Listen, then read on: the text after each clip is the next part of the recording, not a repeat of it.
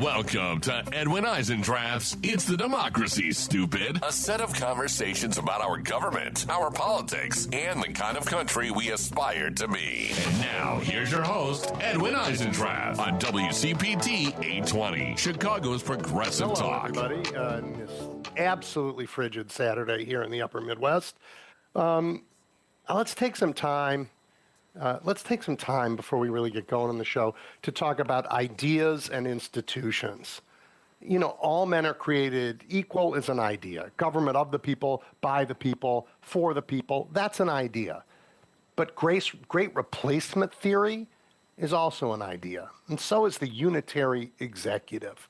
Turns out you and I, we're living in this moment when ideas clash. On one side are notions of democracy and freedom and equality, and on the other are notions of autocracy, social order, and obedience. On the outcome of this battle, everything depends. Jefferson said that governments are instituted among men to secure our natural and unalienable rights. But for most of history, that wasn't the case. For most of history, governments existed to centralize wealth and power and to allow a few to rule over the many. Donald Trump stands on that side of history. The American people stand on the other. Look, we can't have both equality and autocracy, freedom and obedience. We can't have a government that secures our rights and one that centralizes wealth. We can't have the rule of law and a corrupt ruling family. How do we choose to resolve this current crisis of ideas?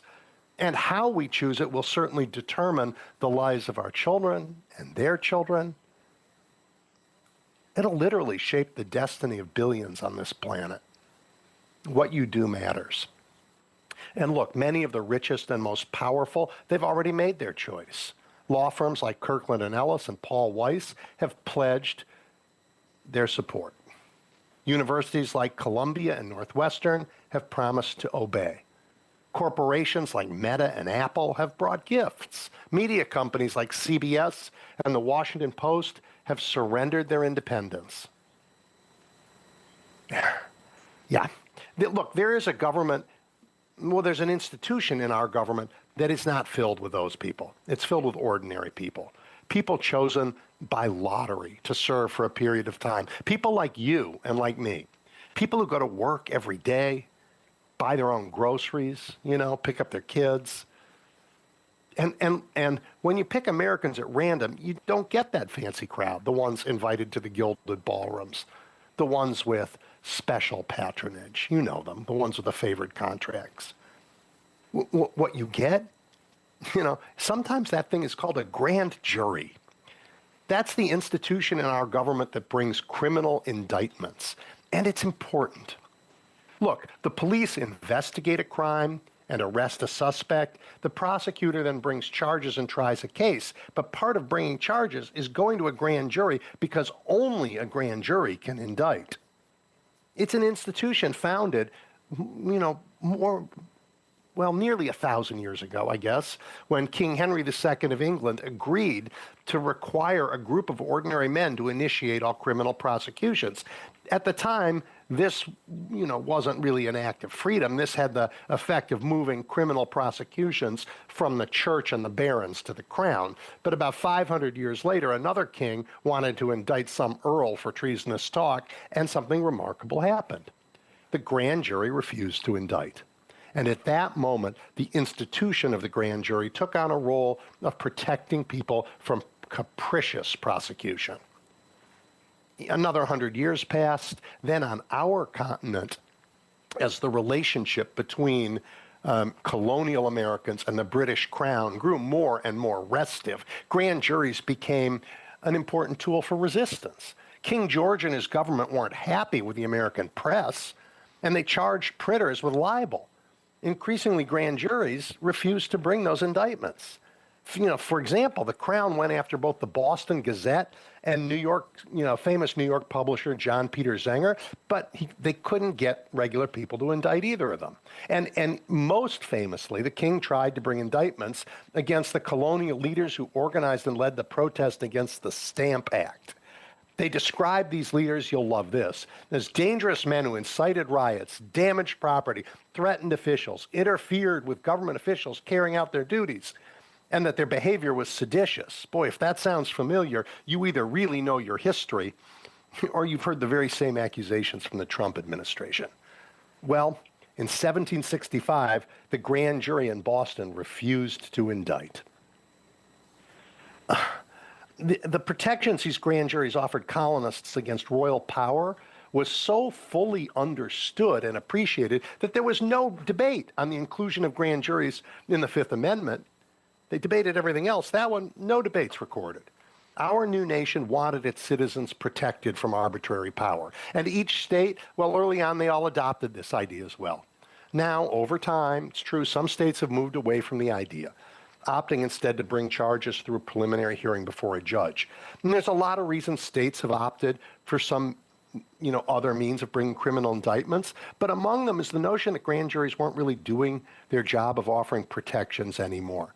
After all, defense attorneys are never present in grand juries. The prosecution presents all the evidence without any challenge. It got so that by 1980, grand juries were so compliant that the chief judge of the New York Circuit Court of Appeals, a man named Saul Wachtler, said any district attorney could get a grand jury to indict a ham sandwich. Despite that concern, and because of the Fifth Amendment, the federal government still must submit its accusations to a grand jury to get an indictment. Now, I started this conversation by saying ideas and institutions matter. So let's see how today's clash of ideas is playing out in the institution of the grand jury. Because in Trump's first term, he went after FBI Director Andrew McCabe.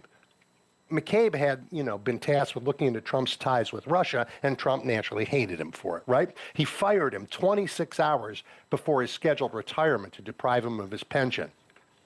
Nice guy, Mr. Trump, huh? And then Trump's DOJ tried to indict him, but McCabe turned out not to be a ham sandwich. The grand jury said no. And McCabe then sued the government. Ultimately, he was awarded back pay, and his pension was restored. In Trump's second term, oh my gosh, because with Pam Bondi at Justice and Kash Patel at the FBI, the full force of federal law enforcement has been co-opted to attack Trump's adversaries. Unheard of. Trump even sent Bondi a target list, and she is subsequently working her way through it. Letitia James is on that list. She led the successful prosecution, after all, of Donald Trump for multiple financial crimes, including fraud. Convicted. Well, this month, two separate grand juries, they refused to indict Letitia James. Imagine that. And it isn't just high-profile targets like McCabe and James. Congress gave Trump the funds to create the largest domestic police force in American history. That force, made up of ICE and CPB officials, went to work in Washington, D.C., in Chicago, in Los Angeles, in Charlotte, in New Orleans. The Trump administration accuses anyone who resists their actions with the same language King George used to describe those who resisted the Stamp Act in the 1760s. And look, 7 times this past September, at least 7, because that's what I found, D.C.-based grand juries refused to bring indictments against those caught up in that ICE CPB crackdown in D.C. One of those cases was the one where a protester threw a sandwich at a Border Patrol agent, and the prosecutor for that case was former Fox personality Jeanine Pirro. Please. When she failed to get a criminal indictment, she charged the protester with a misdemeanor, bypassing the grand jury requirement. And the regular jury acquitted the protester. Ordinary people picked at random, doing their job. Here in Chicago, there at least 13 people were charged by DOJ and they couldn't get indictments, had to drop the charges. Look, in America today, a 1,000-year-old institution is weighing ideas. Is the president all-powerful? Should society be ordered by his desires? Must we be obedient? It's the same set of ideas grand juries weighed during the colonial era, and just as then, they're sending a very clear message of resistance. Those anonymous citizens are refusing to be cowed by an abusive power. And let's please follow their example rather than the one set by the rich and powerful who are so eager to pay bribes, sign deals, and attend gilded balls. I will talk about this and more with a fabulous group of guests today, including Will Bunch, who's back as soon as we get through a quick break. You're listening to Edwin Eisendrath's It's the Democracy, Stupid on WCPT 820. Okay, now we're back. And Will, you missed the fabulous introduction I gave to you when I thought you were on the line before. But trust me, it was good. Welcome back. Thanks for having me back, Edwin. I appreciate it. Okay, but now I can't hear you. Wait, hold on. Can you hear me now? Yes, I can. Wait, hold on. Right. Okay, I don't know what happened. All right, I'm here. Thanks a lot, Edwin. You're welcome. Amongst the things I said, Will, is that your sense of America's promise and Trump's betrayal are making for some of the best writing out there. Well, that means a lot. I really appreciate that, especially coming from you, Edwin. But yeah, I always tell people. I always hope that our generation would never live through a time like this. But at the same time, as a journalist, I feel like I was always ready to, I always wanted to be ready and able to deal with a situation like this when it occurred. So here we are.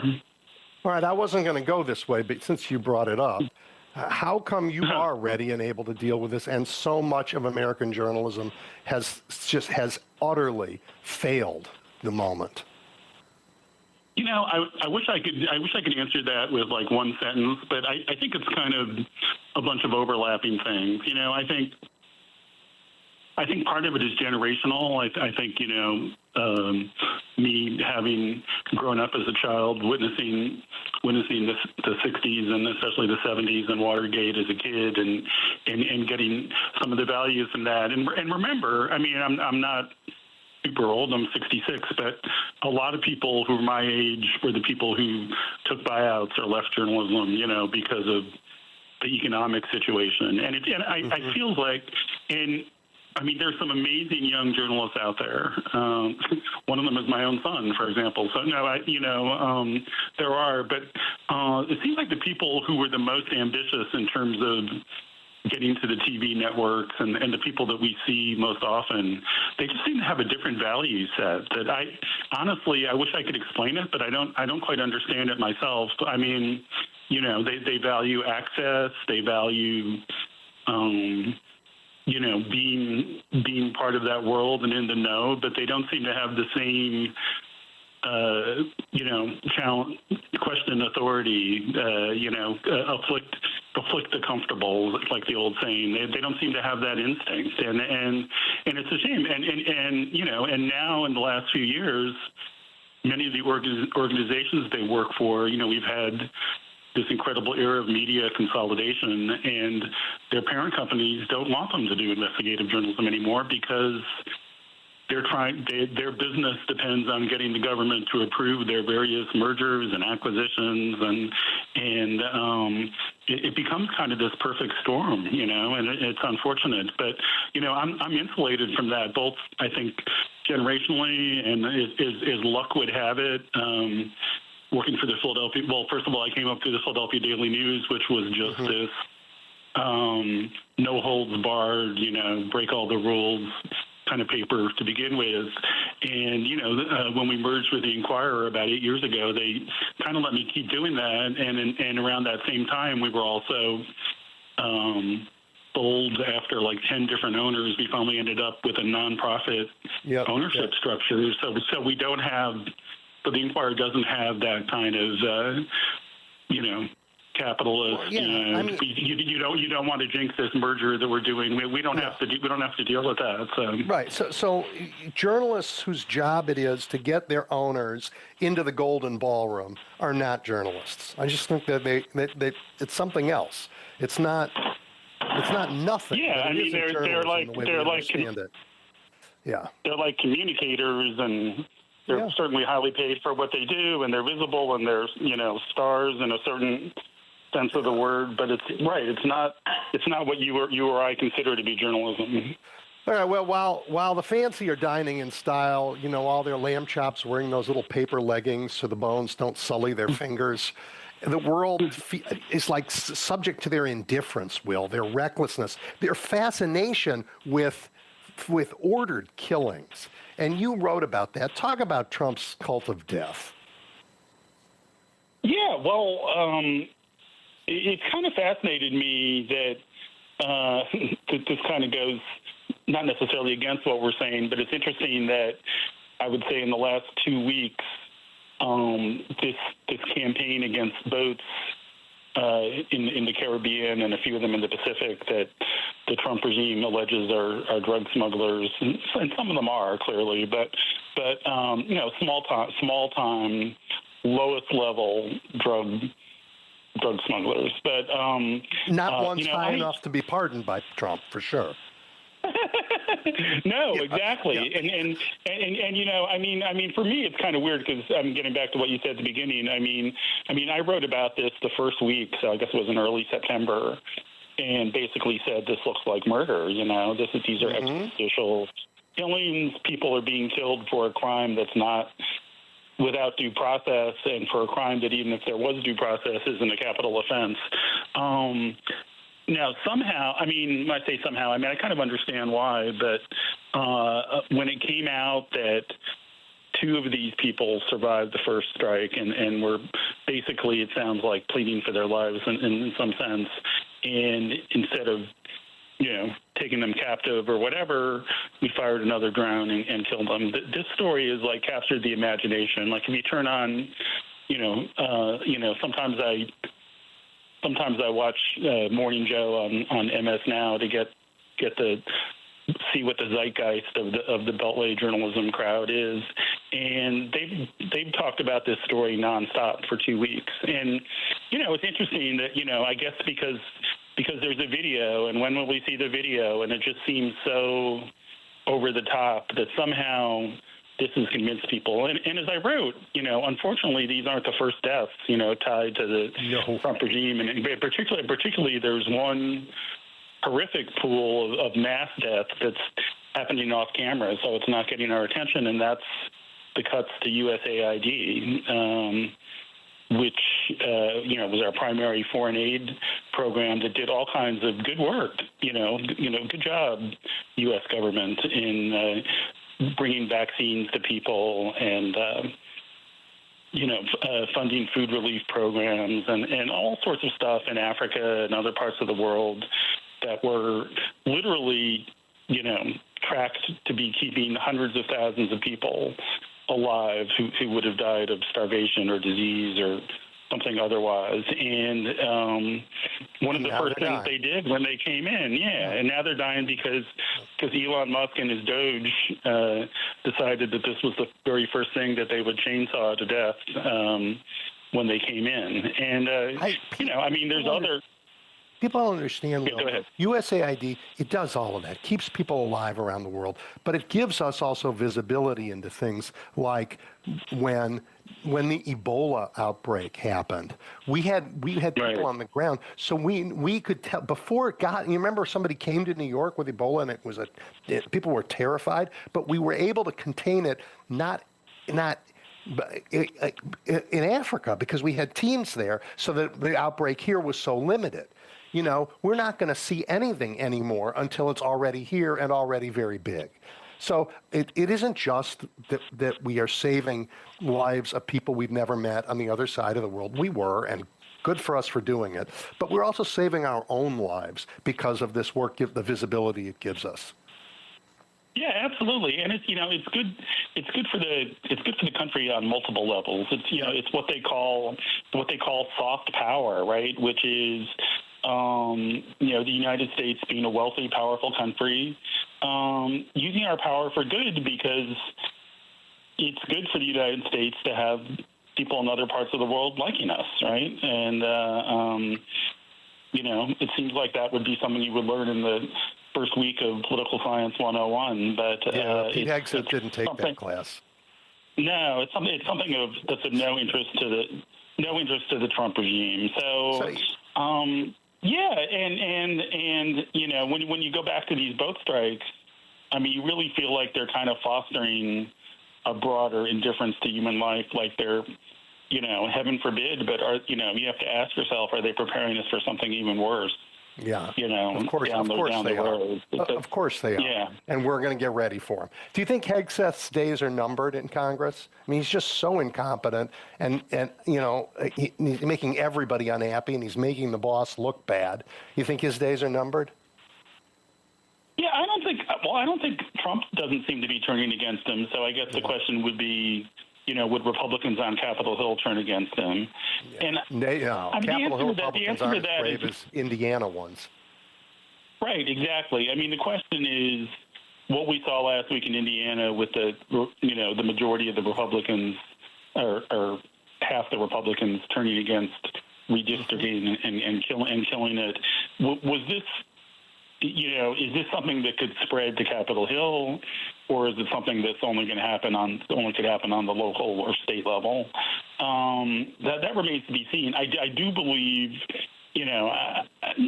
I have to think based on some of the things I saw and read during Hegseth's confirmation, and remember he was just confirmed on a 50-50 tie vote, right? So I have to believe if Republican senators, were feeling their oaths and turned against Trump on some level, that Hegseth would be probably the first casualty, right? He seems to be even more so than, RFK Jr. or, Pam Bondi or Kristi Noem. He seems to be the most unpopular person among people who are biting their tongues and not saying anything because they're afraid, But if they suddenly find the point being, if they suddenly find themselves unafraid, I think he would be the first one they would turn against. That's my opinion. But we obviously haven't got to that yet. Friday?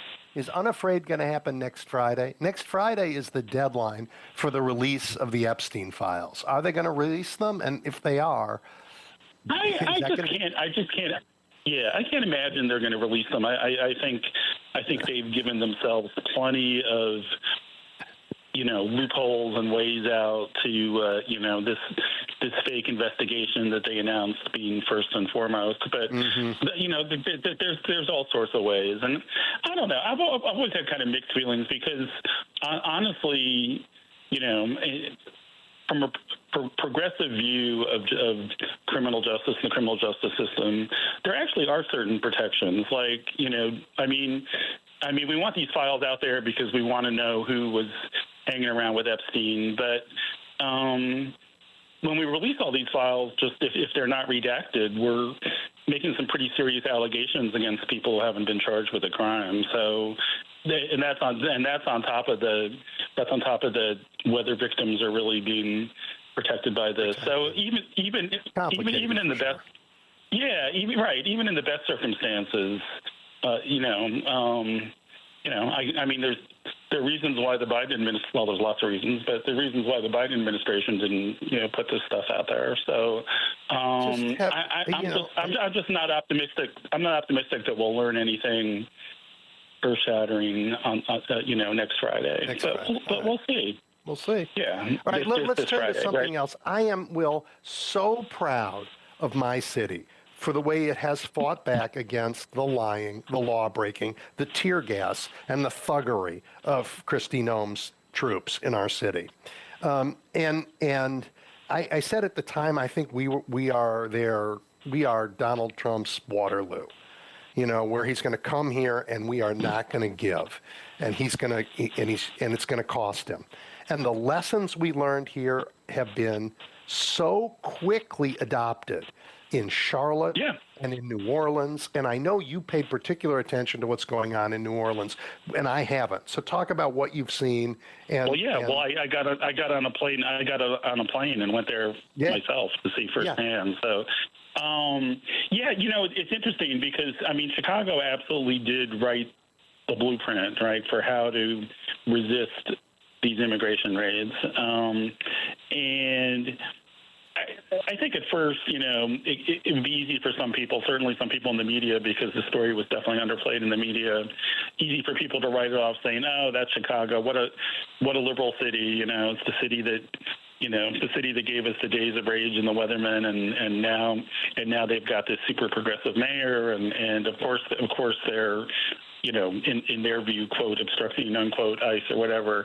But you can't say that about a place like Charlotte or North Carolina. I mean, No.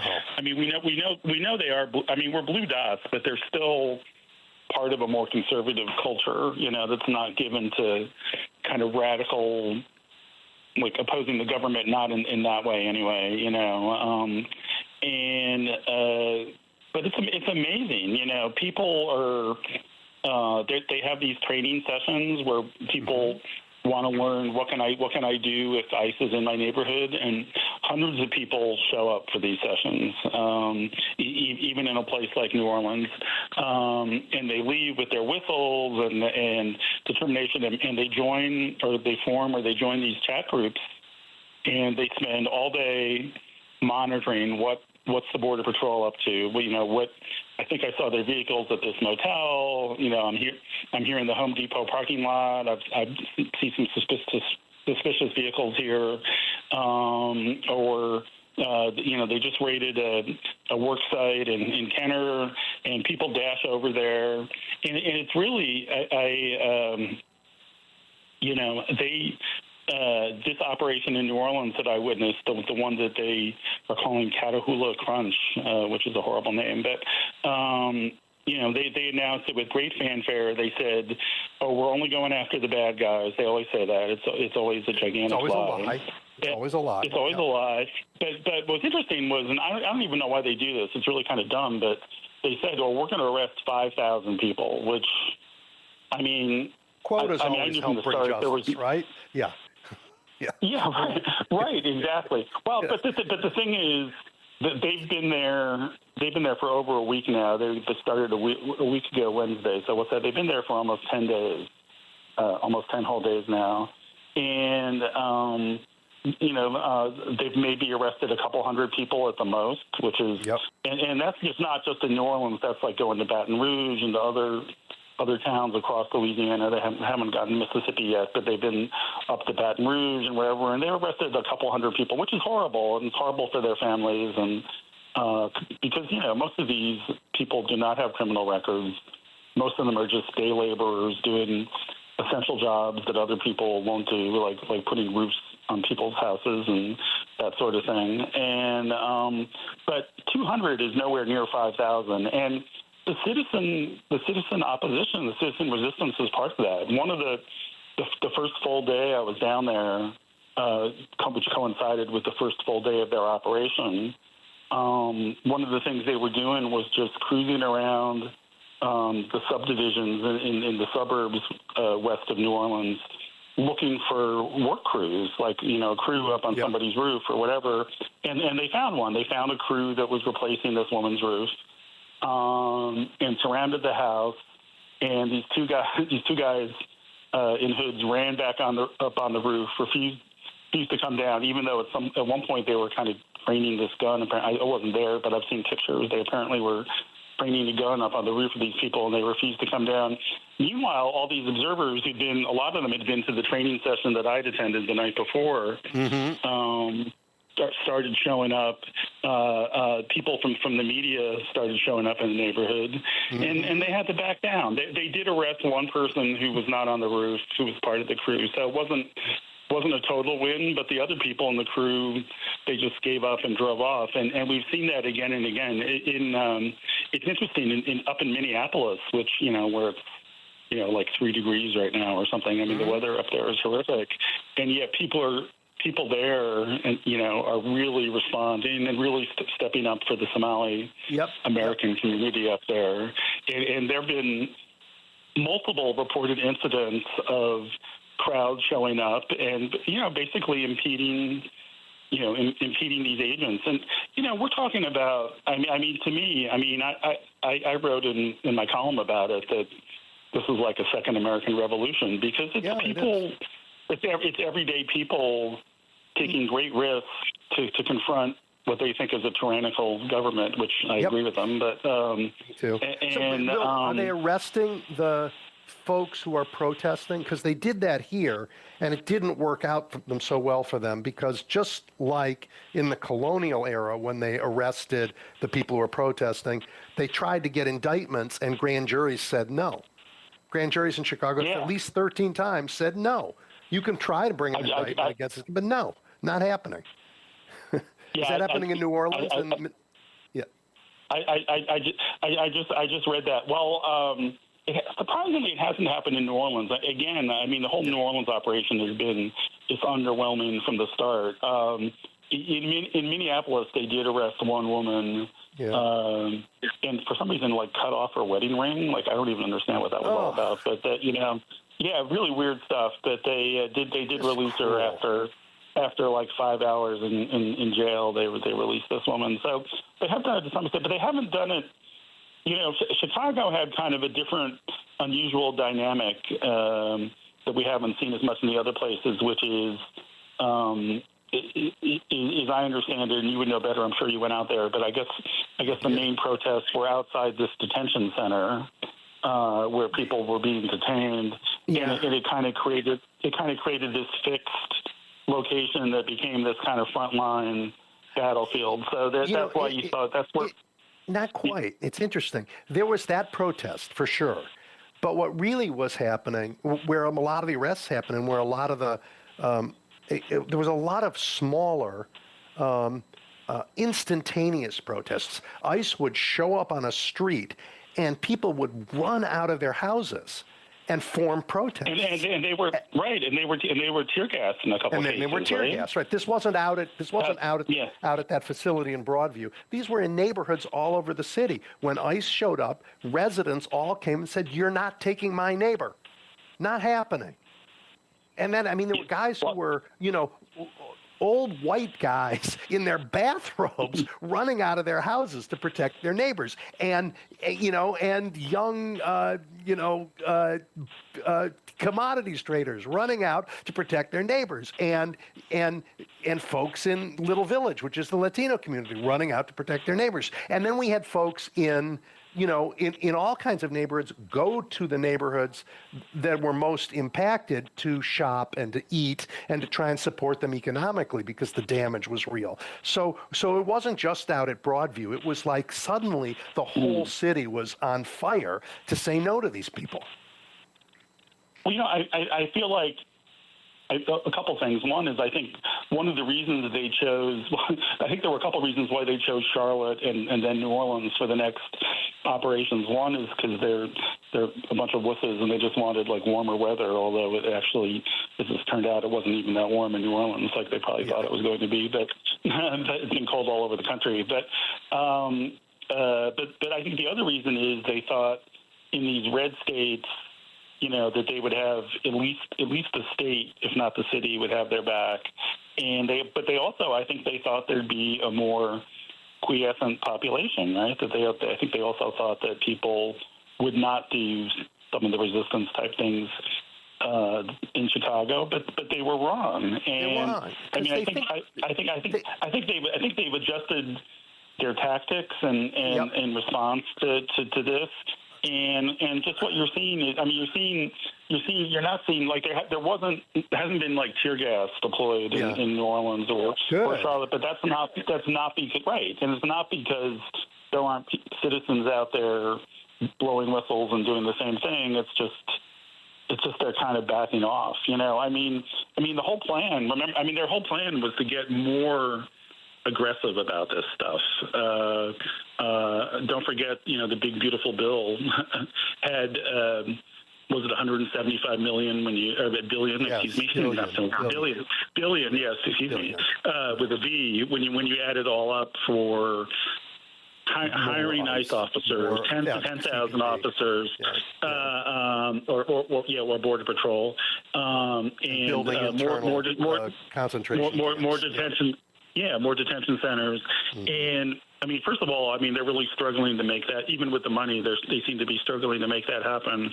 But, their goal was that they would have, thousands of people on the streets in multiple cities at the same time. Instead, what they've got Greg Bovino and his 250 hardcore Goon Squad members kind of roving in caravans from city to city, and they're outnumbered and they're losing. It's an amazing story. I think people want hope. People want some feel good stories. Well, here we go. I mean, I think they thought this, that Chicago's outpouring was somehow a political outpouring, and they could then write it off as Chicago being progressive. But it isn't, and it wasn't. I mean, it was in neighborhoods where it's everyday Americans. It's regular everyday folks. Americans who don't care about politics even. They just care about each other. And I mean, that's what was so stunning and beautiful about it. It broke through Chicago's traditional racial lines. It was a fabulous effort on the part of people here. These are my neighbors, or this is the guy who does my garden, or this is the guy I hired to fix my roof, and they were doing a great job, and you're here to arrest them. You know, it's like get away. You know, and we don't like having guns pointed at us. You know, like we have some experience with that in our city, and nobody likes it. It doesn't matter if Greg Bovino's the guy holding the gun. No, it's not. We know. Yeah, right. And it's great. It's great the way some of the leading activists in Chicago have you know done like Zoom calls with people in Charlotte and people in New Orleans to impart everything they've learned, and so it becomes this blueprint, you know, for how to resist ICE. And it's revolutionary. It really is. Yeah, I note that the president's poll numbers began their steep decline with the attack on American cities, and I don't think he can recover. I do. I think this is Waterloo. He's not going to recover from taking this battle to us, because Americans aren't going to be defeated. You know, and what's interesting, I mean, I think this has turned all kinds of people against Trump. But what's interesting about those numbers is some of the sharpest drops we've seen are among the Latino, you know, segment of the voting population, which, you know, to be clear, I think overall, I think Harris won a majority in 2024, but it was a small majority, not like we've seen in some past elections. You know, that you saw, you know, probably a couple, I don't know the numbers, but a couple million maybe, you know, Latino voters drift over to the Republican Party, either for economics or social issues, or, you know, and in the immigration, when it was portrayed, you know, we're just stopping the people the criminals who are crossing the border illegally, and, you know, all of that. You know, Latino people who were already in this country, who had citizenship or had, you know, green cards or whatever, were like, I'm down with that. But then when they saw what the real plan was, and that they were going into these neighborhoods and just stopping anybody with brown skin, you know, that they would go into the Home Depot parking lot, and people who were citizens, people with green cards, you know, who were just there to buy some plywood or whatever, you know, getting questioned and harassed, and in some cases arrested, even though they said, hey, I'm a citizen, and, you know, dozens, you know, a few hundred citizens have been caught up in these sweeps. And let's talk about that. It's put people off, you know. It should. Yeah. So Justice Kavanaugh, the Supreme Court of the United States says, you are breaking the law if you consider race in any way when you think about college admissions. I mean, you can consider whether daddy went to school at Harvard. You can consider whether grandpa bought a lab, you know, made a big contribution. But you can't consider if somebody grew up in a neighborhood that's black. God forbid that's relevant, right? The Supreme Court said, nope, can't do that. But you can consider race. You can even consider the language people are speaking when you decide to arrest people and throw them in jail because maybe they shouldn't be here. What do you make of that?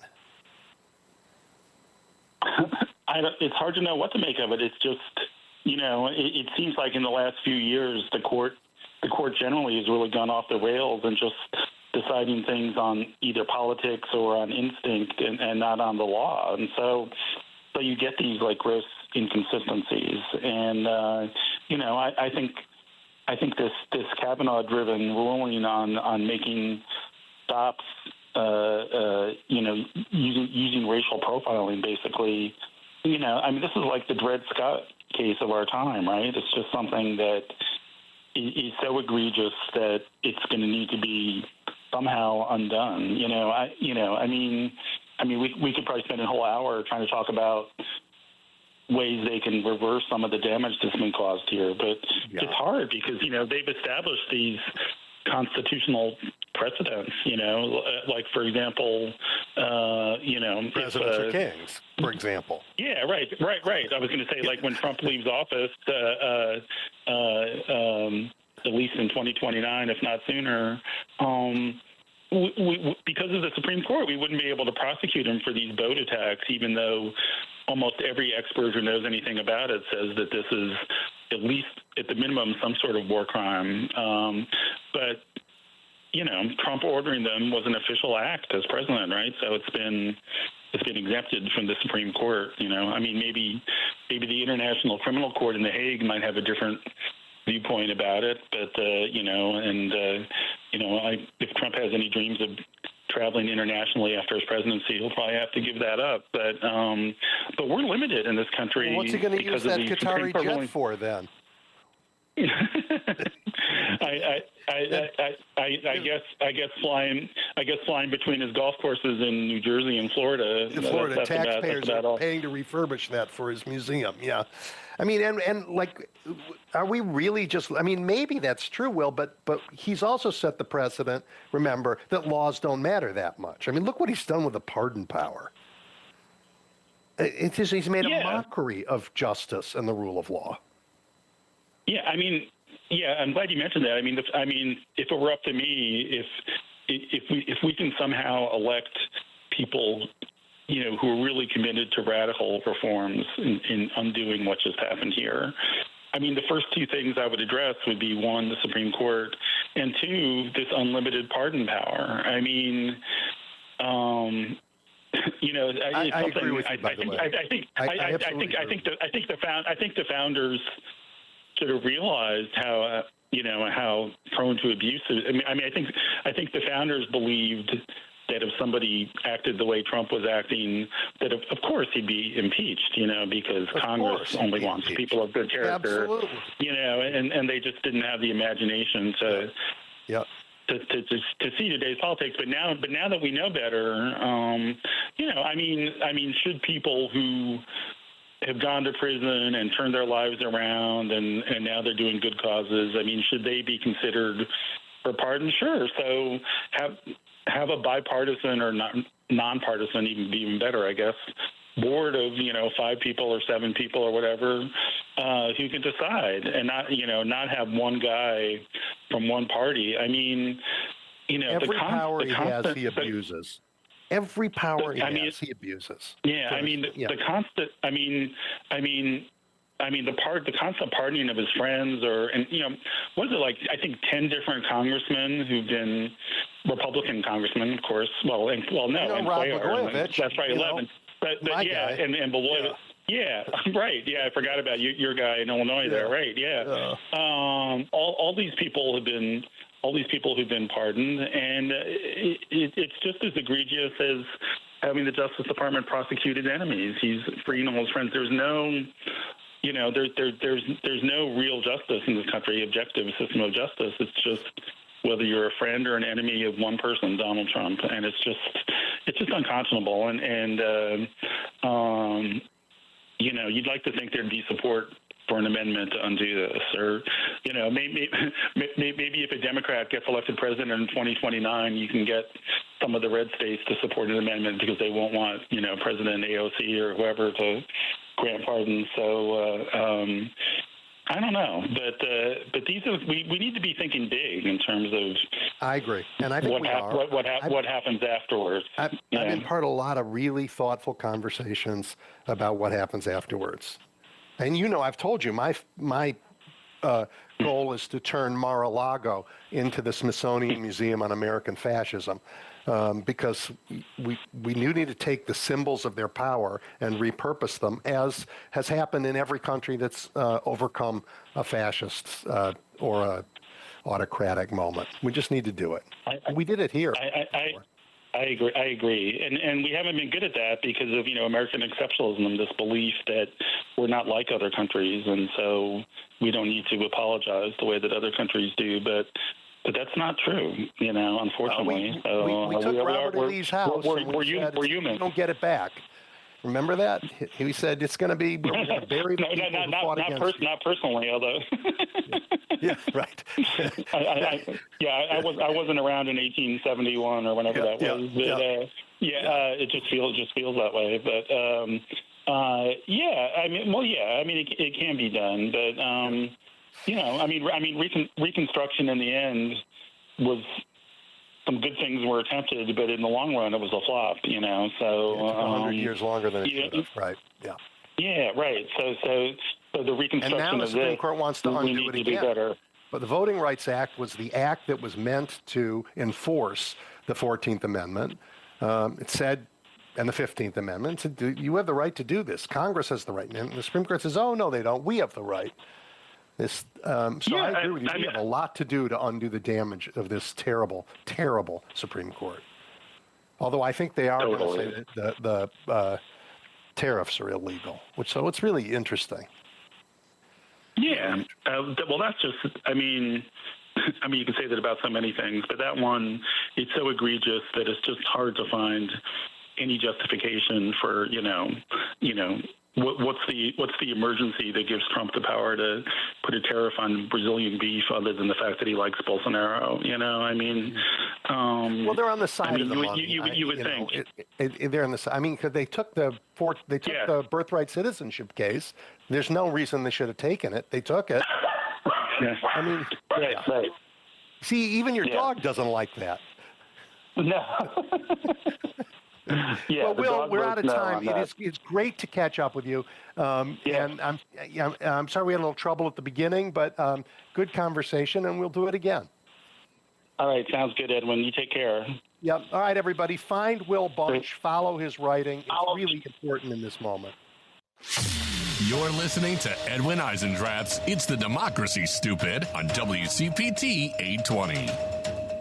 Okay, everybody, I'm thrilled to be joined by Chris Geidner. He is, of course, the fabulous author of Law Dork, essential reading for anyone who wants to understand the role of the federal judiciary in our democracy in this moment, and, important education for those of us who want to understand American democracy more generally.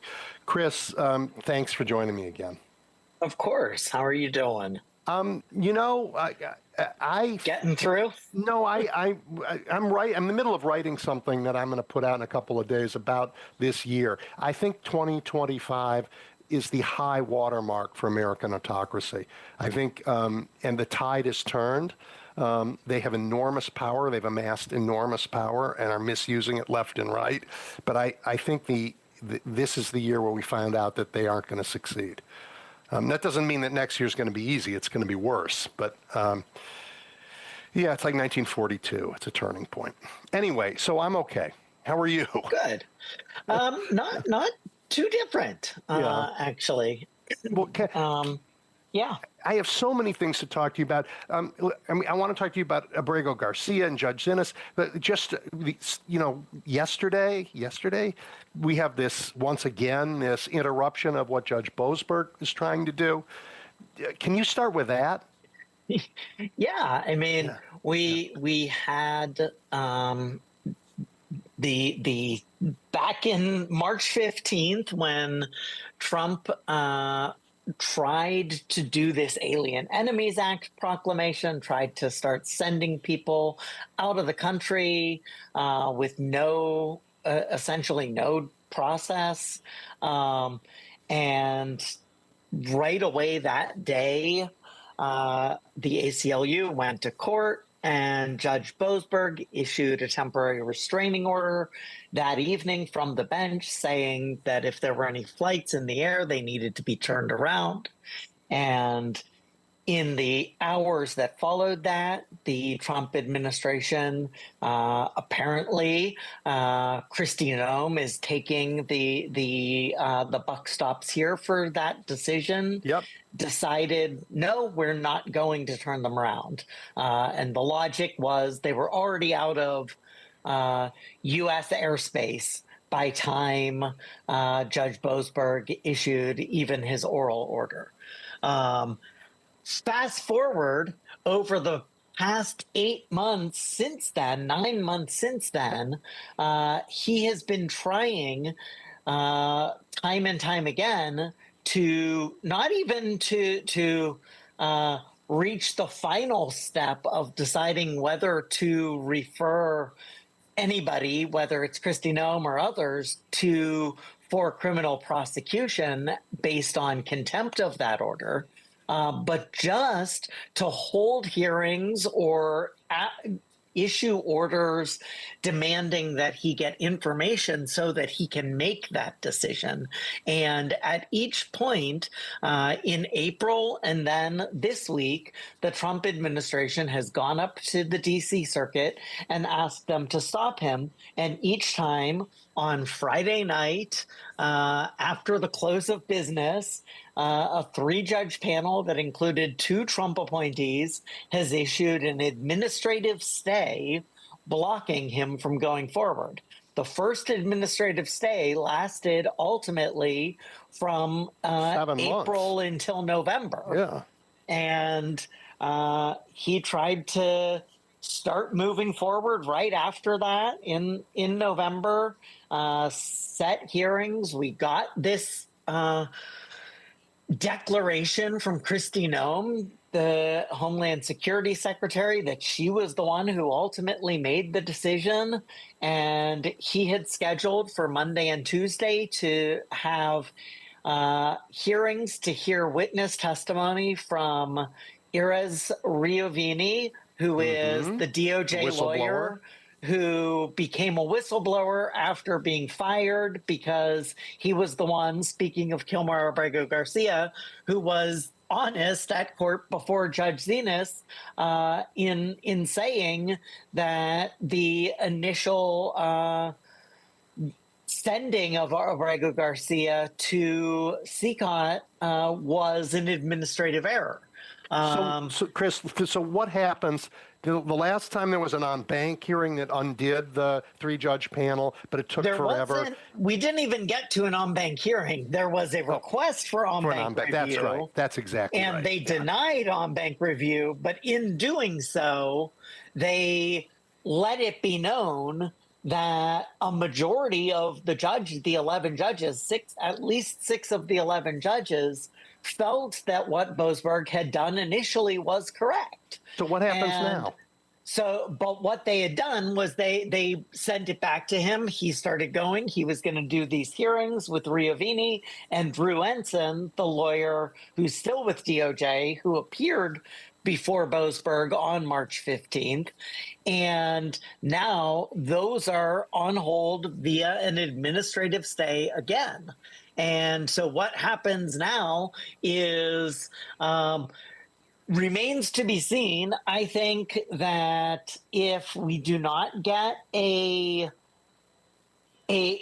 so-called merits ruling on DOJ's mandamus petition to stop these proceedings quickly from this 3-judge panel, it's very hard.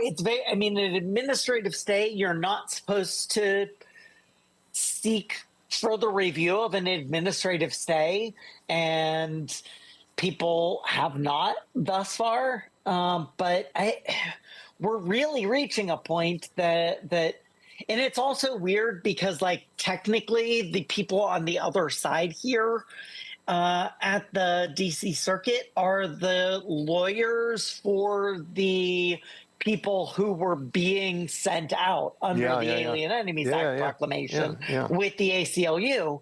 But what DOJ is trying and challenging with the mandamus petition is Judge Boasberg's ruling. And so you've got this weird situation where, like, does the ACLU want to be more aggressive up here at the DC circuit when DOJ isn't really challenging the ACLU's goals in the litigation? It's a very weird, because you don't normally find yourself in this position. No, well, they've been very good at muddying the waters and slowing justice when it comes to this. It's really and so, I mean, if anything, I've been toying around. I've been thinking a lot about this over the past now almost 24 hours, and I mean, I'm pretty close to thinking that, like, if we don't get a merits ruling from this administrative stay this week, that I don't know. I would the judge, the chief judge of Judge Srinivasan, could potentially sua sponte, meaning on the court's own on the motion, court's behalf, yeah. call a vote to have this mandamus petition and stay request be considered initially en banc. That would mean that the entire court would decide whether to grant mandamus or a stay and stop Boasberg's proceedings. I mean, if you're the whole court, Chris, unusual. you have to be mighty pissed off at these couple judges because you went through this once before, and they're like, "Yeah, we're going to do it to you again." And I just think, interestingly, when the en banc court decided not to go forward, but in effect, by not going forward, they allowed it to go back to Boasberg, which I wrote about at the time. I thought was a smart strategic move on their part. Notably, Judge Srinivasan was not a part of the 6 judges. We don't know that whether he disagreed with them or not. It could have actually been 7-4, but. So he is both. He's a Democratic appointee, was an Obama appointee, was regularly a short list for the Supreme Court. But he's also the chief judge now. And so he, I think, was trying to, like, when it wasn't necessary to show his vote in order to show that there was a majority of the court, he stood back.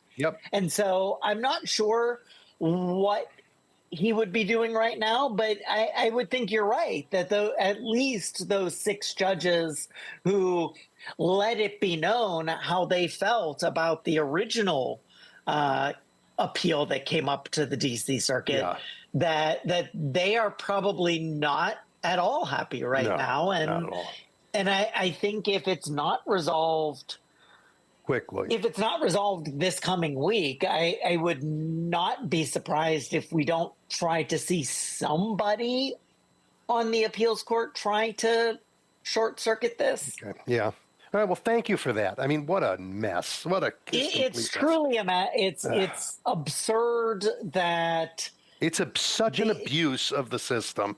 But it really is, because, like, I mean, a district court judge considering whether to hold somebody in contempt is, like, as I wrote last night, sort of one of the quintessential district court judge jobs. Like there are a few things that are more clearly something that just, like, happens at the district court level, and then if you disagree, you appeal afterwards. But, like, the idea that, like, at each step in between, they're going to do this, and then when they get up there, that via an administrative stay, you're going to block this district court judge from doing this. Thou shalt not hold this administration accountable for anything. That's the rule.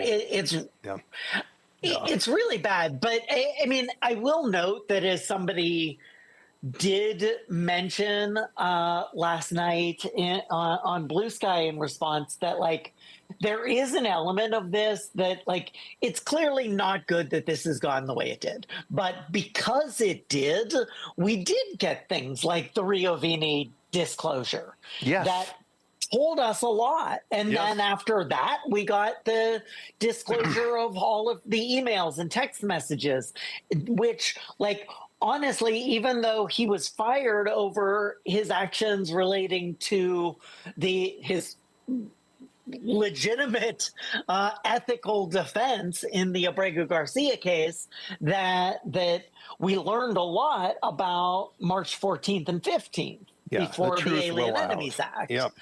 And so Let's turn to Abrego Garcia. Yeah. The administration said he will never set foot on American soil as a free man, not ever. And this week he did, sort of. Yeah. Yeah. Well, yes, he did. Yeah. I mean, he still has charges, the criminal charges that they brought in Tennessee pending, but because of the way they approached this, the Tennessee court decided what the appropriate, what conditions he should face while pending those charges, while facing those charges before he was ordered to report to ICE again, and then had been put back into custody since then, which led to this week's decision, which then said, no, ICE didn't have the ability to hold Abrego Garcia because there was no order of removal for him. And the judge didn't Judge Zinnes say, in her words, not my word, or these are my words, not her words. Stop coming to my court and lying to me. You said no country was willing to take him. Did you ask? I mean, like, wow. Yeah, I mean, it was a stark decision, and I mean, I think what's important is that, like, for the purposes of Thursday's ruling was on Abrego Garcia's habeas corpus petition, yes, ordering him to be released, and so all of the discussion of this was either discussion just of the facts and what happened when she was laying out the circumstances of all of this, or in discussion to a due process claim that he raised. Right. But none of that actually dealt with. She dropped a footnote that made clear that she's not done. And she said the court will continue. Yep. Too many C words. The court will consider the entire course of conduct when it reaches the motions pending in Abrego 1. In other words, I am absolutely going to be looking into whether the actions of DOJ, DHS, state, I guess those are the main ones involved in Abrego Garcia. Whether any of the statements made in court, whether any of the actions of lawyers constituted contempt there. Yeah. So Judge Zinnes is in the same place Judge Boasberg is, and I'm sure looking over her shoulder at all they've done to stymie his work. Yes, she is. She is. I think, and this is true of Boasberg too. In both situations, I think they've done a very good job, which has been frustrating to well-intentioned people in the public who are responding after hearings by saying, why aren't they in jail? Why didn't he tell them to bring their toothbrushes? Yeah, they're playing court? the long game. Stuff like that. Well, it's not even playing the long game. I think we should note that what they are doing is making sure that the people who have come to their court seeking relief are having their issues addressed first. That's important. And I think that's really important. Yeah, frustrating but important. Abrego Garcia's case came to her, and she did not focus on all of the shenanigans that very well may be contempt coming from the Trump administration, aside from noting it fastidiously on the record. What she did was kept up with this up until the point where we reached Thursday, Yeah. and she was able to grant a writ of habeas corpus, and he was able to, Yeah. as one of his lawyers told me, go home. We have sort of And similar issues in Judge Breyer's courtroom on the other side of the country. Yeah, there are. I mean, there are certainly. I don't know. I have not been able to follow all of the ins and out of that as much, so I don't know if he has faced questions about contempt there. We had similar issues in Chicago with the federal courts we here. did in Chicago. Yep. Chicago was a little different because they brought that they separated their cases. Same thing in LA. Yep.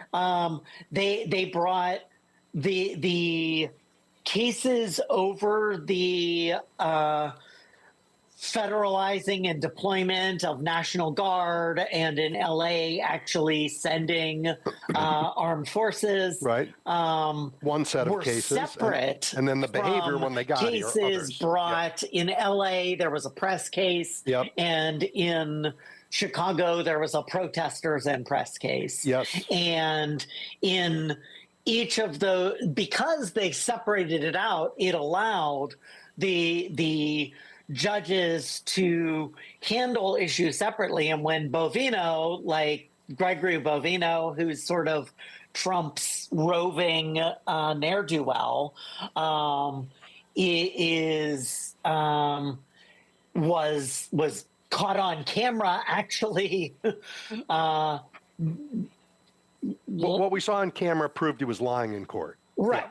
Yep. And she was able to bring him to court, and it was a separate case, but the evidence that was brought in that case has gone up and been presented in the other cases about whether, when you're talking about whether they're necessary, whether they inappropriately inflame tensions, whether they cause more harm than doing good.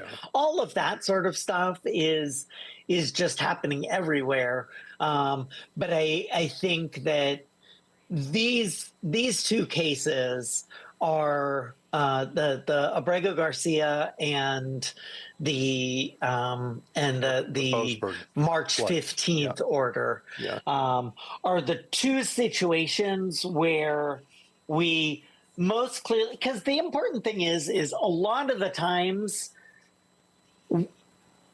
a person generally looking at what's happening might say, oh, they violated that court order. But the reality is, and you know this, people who work in the law, whether they are lawyers or non-lawyers, who are regularly working in government in this situation, knows that like 80% of the time, you can at least make an argument that what you were doing fit within whatever the law said, whatever the court order said, and they'll make those arguments. And so you have situations where, in Chicago, this happened where like they would go to court and ask for confirmation of things. And this happened in Portland. But then like, you have situations where the district court judges have adapted to that, and that's why we have things like you have the specificity added into orders. You have status reports being added into orders, and it is a way of addressing this. So let's close this part of the conversation as we're running out of time with. So we have these cases. We are seeing district court judges do their job. And we're seeing a pattern of trying to hide accountability. It's going up. We'll see what happens because it's all going to end in the lap of your friends in the Supreme Court. But so far, these courts are holding and doing their jobs, and that's sort of important for people to know. Yeah, I think that it is I mean, certainly you've got the concerns at some appellate courts. You've got concerns with appeals panels, like we were talking about. Yep. And then you've got the concern with the Supreme Court. But I think, as I've been saying elsewhere this week, I mean, there are some cases where the rubber's going to hit the road this term at the Supreme Court, most notably the birthright citizenship case, secondarily the tariffs case, where the Supreme Court is going to have to decide in the tariffs case if statutory law matters, because what Trump is trying to do with tariffs is clearly outside of the tariff law that he's using. That's right. And then with birthright citizenship, if Trump just gets to decide what the Constitution is, because that's a situation where it's clear that based on the text of the 14th Amendment, the way the 14th Amendment has been interpreted the entire time since the 14th Amendment, and the way that Congress has passed laws in light of the First Amendment, that his birthright citizenship order can't stand. And so, I mean, that would be the one that what I wrote about when they granted review there, that like that really is the does the rule of law still exist? Yes. And to answer that question can be the only reason they took the case, but we'll see. What do you think of, you want to take it in the last couple minutes and say a few words about that great jurist, Emile Bove? Yeah. I mean, the bottom line is that he needs to face impeachment. Right. Tell everybody what he did. Like, in case people don't know. This is the guy who essentially told the Southern District of New York to dismiss the case against Eric Adams, who led to a former Scalia clerk who was the Trump-picked acting U.S. attorney in New York to leave, who led to many people in the public integrity section of Maine Justice to leave based on this issue, this effort to dismiss the case against Eric Adams. He later was the guy who apparently, according to, again, Erez Riovini's whistleblower complaint, who essentially said that they might have to ignore a court's order with regard to the Alien Enemies Act on the day before the act was beginning to be implemented on the 15th in March. He over the summer, we learned, and but wait, after that, the Senate made him a judge. The Senate made him a judge. They knew all that, and they made him a judge anyway. Yes, by one vote. By one vote. And then he went to a Trump rally, like federal judges don't do. This week he went to a Trump rally where this was the rally where Trump talked about deporting Ilhan Omar. Yeah. Called that'll get bleeped. It is radio.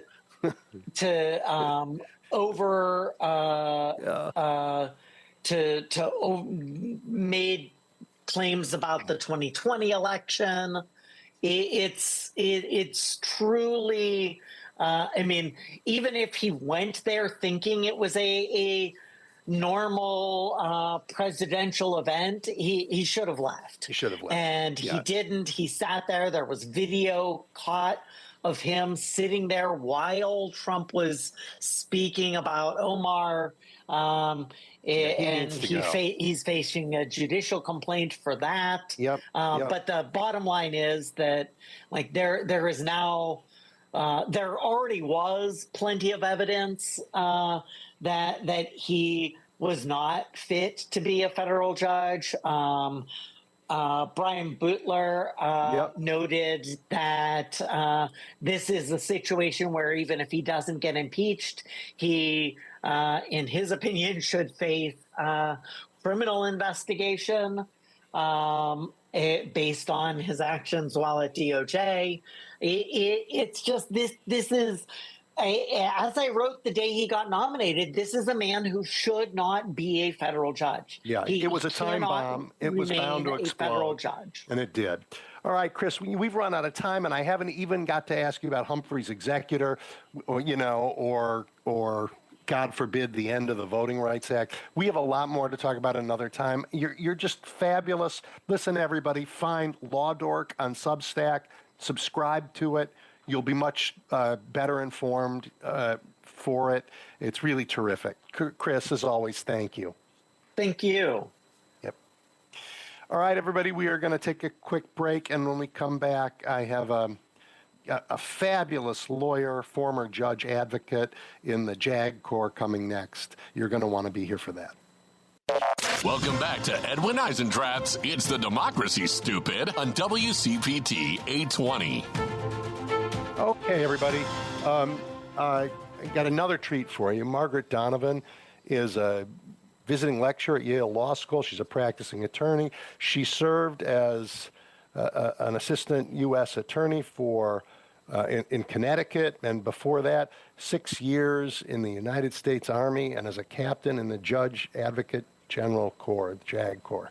On top of that, she is out there really, writing and talking about this moment we're in. You can find her stuff sometimes in Just Security, and she's been on television a bunch lately talking about these issues. Margaret, I'm delighted you're with us today. Yeah, absolutely. Thank you so much for inviting me.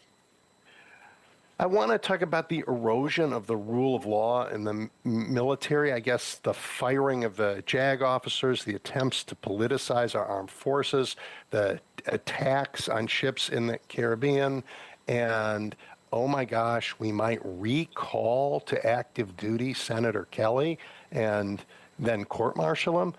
What do you make of all of this? Well, it's where to begin. Right? I think the White House is where this all begins, but yeah. Yeah, it's tragic. It really is tragic because, as you stated, I'm a former JAG officer. I'm also a former federal prosecutor. And one of the things I've deployed to Iraq, I've gone to Syria, I've deployed to West Africa. One of the things that sets the United States military apart from all other militaries in the world, the quality that makes us really supreme and unimpeachable when we go to war or when we engage in any type of overseas operations is our adherence to the rule of law, is the knowledge that we can win with force, with lethality, with violence of action, all while following the rules. And we have upheld this for decades. Really, since the Geneva Conventions in 1949, the U.S. has signed and ratified. That's a set of treaties that the international community established in the wake of World War II, when globally everybody was sort of coming out of the fog of war, the actual fog of war, and realizing that we never wanted to repeat those mistakes. And so we signed what are called the Geneva Conventions 1 through 4 in 1949. And since then, we have codified that in domestic law in various ways. For example, the Department of Defense Law of War Manual cites back to the Geneva Conventions the rules of engagement that we write before any operation, whether it is the Gulf War or the 2003 invasion or the fight against the Islamic State. All of our rules of engagement have adhered to those baseline principles of humanity and respect and dignity for human life. Let me stop for 1 second there. Yes. Because for the young and left-leaning in the audience who say, we do terrible things, our Army does awful things, you're not saying that terrible things never happen. You're saying that that we have rules of engagement, and when people go rogue, we hold them accountable. Yes, precisely. War is bad. We shouldn't go to it. We should not just sort of casually embark in armed conflict. We should not start wars. We should limit ourselves to defense, to being the Department of Defense, by the way, which is how we first converted that name, that we were only going to defend ourselves against threats. Turn the eagle's head around. Yeah. Inevitably, civilians are caught in the crossfire, literally and figuratively, in warfare. And so that's why we should avoid it. So no doubt, every nation makes mistakes. The difference between the United States and some of our worst adversaries like Al-Qaeda, like the Islamic State, is that we hold ourselves to standards and we try to hold people accountable. Indeed, we have court-martialed people for war crimes before. Our own military has court-martialed its own. Now, Right. what is happening right now is the head of the Department of Defense, Pete Hegseth, basically campaigned being almost like a provocateur of, kill, kill, kill, and conspiracy theories, but like a military brand of conspiracy theories. So he advocated that for people who were charged and in some cases convicted of war crimes to be pardoned, saying that basically there's some, misunderstanding or some secret agreement among people who testified against these people to put these people in these situations. So Goldstein, Clint Lawrence, these are some of the names that you may recognize. So in that sense, where we are, it's tragic, but it's also no surprise, I hate to say, because that is who Pete Hegseth is. He has written a book about it. He doesn't like lawyers. He doesn't like the rules of engagement. And so the Senate voted him in. And the Senate has the power to impeach him, and they are not. And so as frustrated as I, of course, am with the Secretary of Defense, you got to look at the Senate. I mean, that is who is in charge of installing him, of oversight of all of it. I agree. I mean, and at least one of those senators from Iowa who thought she was standing up for women in the armed services confirmed him, and I think that's why she's not running again. Yeah, I don't know how she sort of lives with herself after that. So talk about Senator Kelly and what I mean, he said, along with others, hey, look, you can't obey illegal orders. And because of that, to just talk about what's happened. So a quick rundown. A couple weeks ago, I think it was maybe the week before Thanksgiving, Senator Kelly and other lawmakers published a video. And the video was probably the least controversial content-wise that I could think of, you could say, basically telling soldiers to follow the law. They said disobey, but that you should not follow unlawful orders. You should only follow lawful orders. That is cookie cutter statements. That is, I think they played as, and probably intentionally so, they played as within the lines as you could, talking to soldiers in that message. And of course, it caused an uproar of the administration and the administration's sort of sympathizers and supporters. And the only way, logically, that you can understand why telling soldiers to follow lawful orders would incense other people is if those other people wanted soldiers to follow unlawful orders. That is the only way logic would dictate that you would be angry about that. Right. So it was not illegal. It was not, it was protected by the First Amendment, and it was not controversial to begin with. So the one criticism that I had heard when that video first broke, which I don't agree with, but I at least understand, I can comprehend it, was, well, they should have said what orders were unlawful, because if you don't say what orders are unlawful, then you're just confusing troops, and maybe you're making them question their chain of command structure, and, the second, third, fourth order effect of that could be soldiers that are confused about what is lawful and unlawful. Fine. Giving that, any degree of credence, that sort of criticism, then you have the Thanksgiving weekend story, the Washington Post story break of the September 2nd strike, the double tap strike, as we're calling it. And now you have your answer. This is precisely what the lawmakers were worried about, were soldiers being led by somebody who doesn't believe in the rules of engagement, who has stated he doesn't think lawyers are useful, and putting troops who have seen legitimate warfare against terrorists across the globe in these scenarios where they are making very complicated, they have been given basically an untenable framework for how to conduct combat. So the message in itself, even the best criticism of it, is immediately answered when you look at mooted immediately when somebody issues an illegal order the next day. Yes. And that, so the response of the administration, I think, has been the more extreme story, as is, I mean, I'm telling you a tale as old as time right now in 2025, that the administration's response is more extreme than whatever the provoking act was. But they have threatened, Secretary Hegseth has threatened to court-martial Senator Kelly. Senator Kelly, among those 6 lawmakers, is the only one who, that I know of, is a retiree. And when you have retired from the military, you can actually be called back onto active duty to be court-martialed. There's a system and a process for doing that. It is unusual, but it certainly can happen. And oftentimes you see it happen when somebody is in a retirement status and they've done something horrific, a violent crime of some type. And for whatever reason, the state cannot prosecute them. Then you may see the military step in. To my knowledge, it has never happened for something that the state couldn't prosecute because it's protected by the First Amendment. And so the military is going to try to come in and prosecute it under, I think one of the offenses that they tossed out was contemptuous statements or something like that.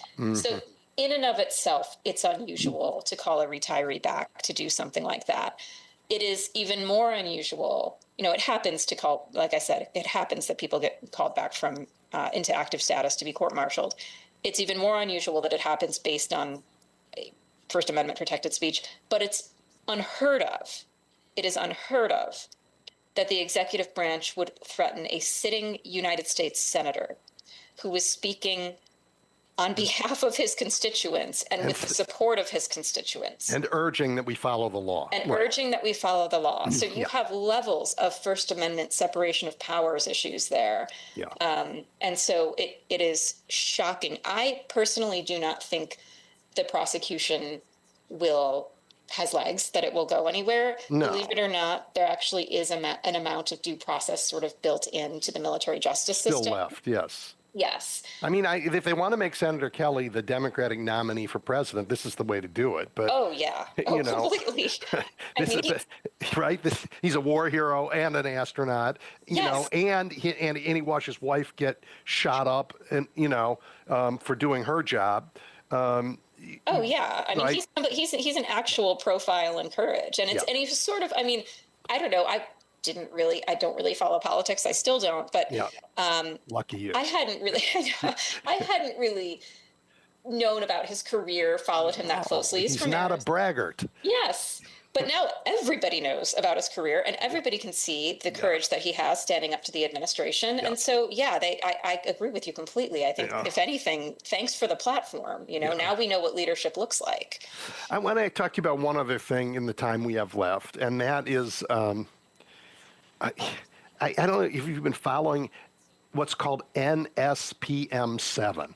I mean, Donald Trump issued an executive order to Pam Bondi to go after domestic terrorists. And this past week, she told us how she was going to do that, and it scared me to death. Would you talk about that? Would you first tell people what it is and talk about it? Yes. So this is based on the National Security Presidential Memorandum, NSPM 7. And those are issued by presidents, and it basically instructs the executive branch agencies how to implement national security policy. And then each of the agencies, in this case the Department of Justice, may issue their own sort of marching orders as to how they're going to do that. And so what you're referring to is the memo that Attorney General Bondi published. I think it was on December 4th or so. It was fairly recently. And so in it, she is redefining what domestic terrorism is. And there's a few points about this that I just want to flag. If you haven't seen it, it's available online. You can Google it, or Edwin, I'm happy to send you my copy if you don't have a copy, but I'm fairly certain it's been publicly released. So it begins just by defining the domestic terrorism threat. And I just want to read you very quickly this definition and then have one comment about it. So she begins defining what the domestic terrorism threat is, and she says that it involves acts dangerous to human life that appear to be intended to intimidate a civilian population, influence the policy of government by intimidation or coercion, or affect the conduct of government by mass destruction, assassination, or kidnapping. if you're thinking to yourself, oh, I'm sorry, it also goes into a definition defining terrorism. This is from the United States Code as potentially destructive of critical infrastructure or key resources. If you are thinking to yourself, wow, that sounds a lot like a group of violent people who want to overthrow the U.S. Capitol and On January 6th. Yep. and disrupt the election, you would be forgiven for recognizing the irony in that.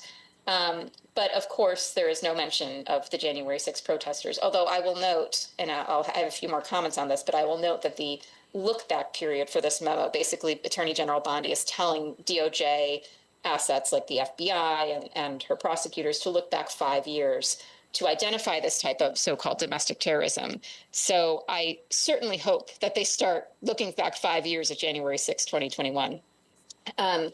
But anyway, she is taking a view of domestic terrorism and sort of adding a gloss to it that is, in my opinion, a very dangerous and slippery slope. For example, she has given examples of what a domestic terrorism group might do. One of them is anti-Americanism, whatever that means, hostility towards traditional views on family, religion, and morality, anti-Christianity.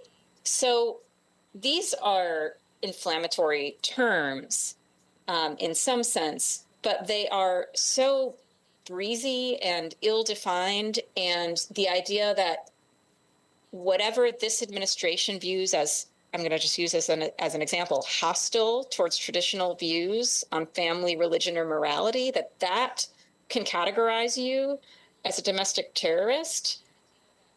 So if you are gay and proud, they could say you're a domestic terrorist. I think that puts you under this guidance, a mark in that direction, yes. So this is... If you are me and say Donald Trump's vision of America is out of keeping with our history, it puts me in the category of a domestic terrorist. Yeah, it's that broad. It really leaves the door wide open for interpretation of those concepts. And then what did they say? What is she saying? Once you can just catch anybody based on how what the boss says is American and our best interests and what a family is, what can they do? What powers is she saying they have? So it's interesting because she has listed a bunch of offenses there, which, by the way, the Department of Justice has been prosecuting those offenses for eternity, basically. You know, There's nothing sort of, these are all legitimate offenses, assaulting, conspiracy, firearms offenses, things like that. Yep. Those are bread and butter federal criminal offenses. The difference is that in order to open an investigation and look into these offenses in normal times, you need basically a predicate. I can't just, and I'm putting on my former federal prosecutor hat here now. I couldn't just say, I just want to check and see if Edwin Eisendrath has committed mail fraud. So why don't I just cut a bunch of grand jury subpoenas, get a search warrant for his email, and go check it out? I can't do that without predication. I need some indication that you actually have committed a crime or there's a legitimate basis to investigate you. And so my concern with her listing all of these offenses and tying it to this new sort of wide open definition of domestic terrorism is that you can see how this will take traditionally First Amendment protected activity and now use that as a basis to open an investigation into somebody.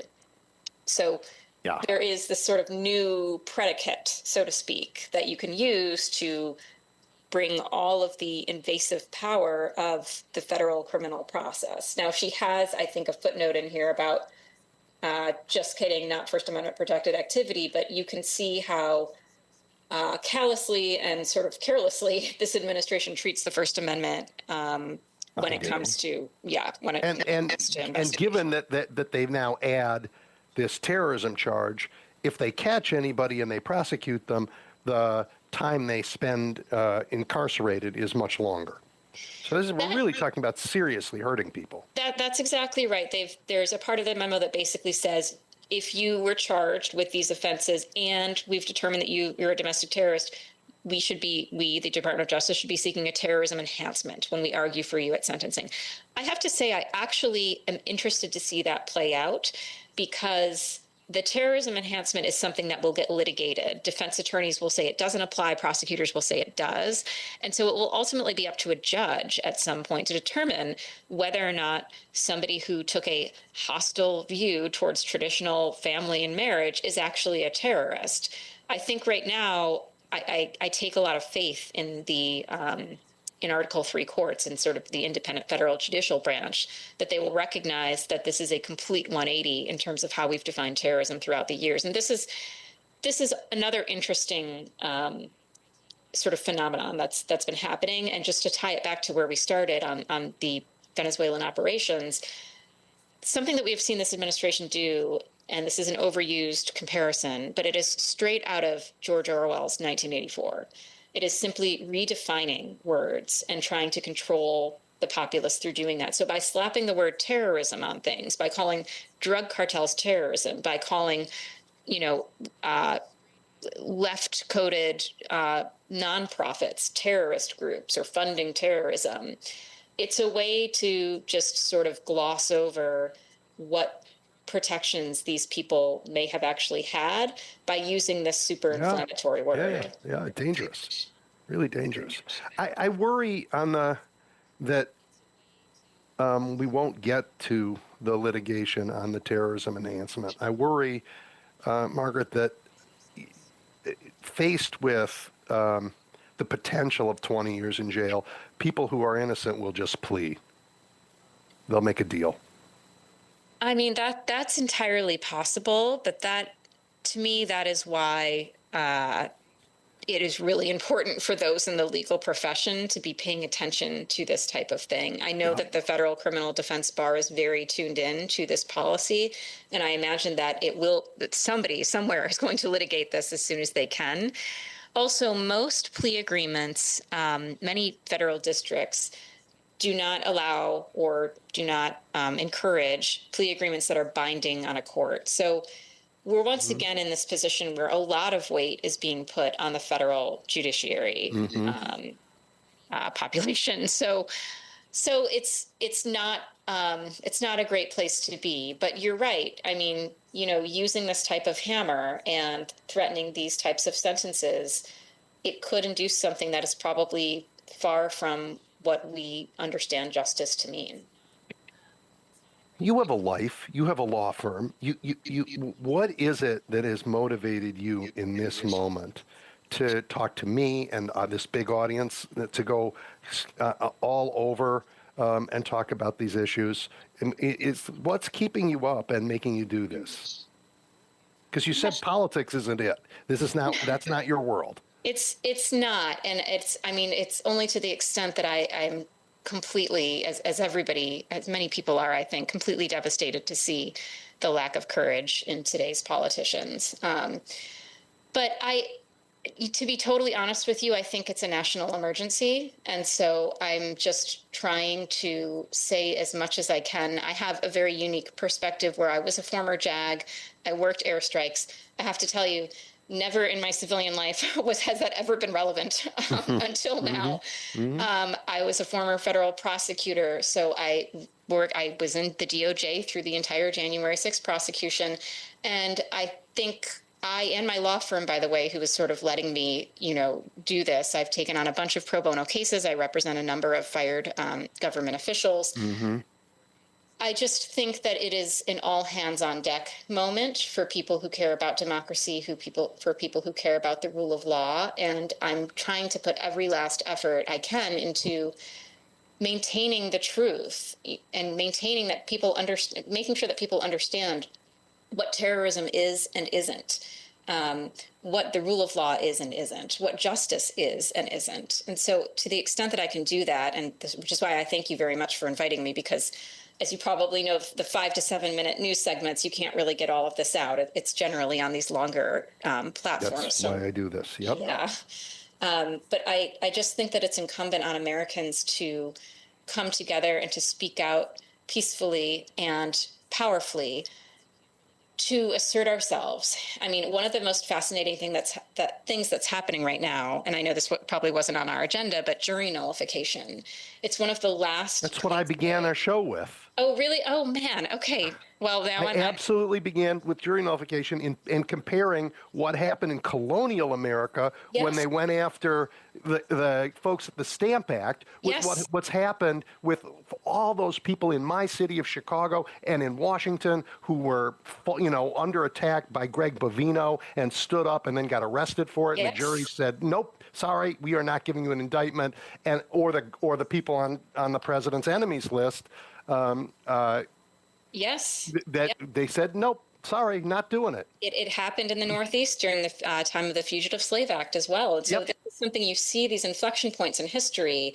And I am so happy that something that the non-lawyer me thought of gets your mark of approval. I'm going to be very proud of myself for the rest of the day, Margaret. No, totally. But it's a really inspiring phenomenon because it's one of the last places that the citizenry really can assert itself in a truth to power moment. And it's something that you have to think back on the framers of the Constitution and realize, wow, they understood the power of a jury of your peers. They understood, places where you can sort of flex your muscle and exert yourself as a government governed by the people. So it is really inspiring. I'm so glad that you covered that.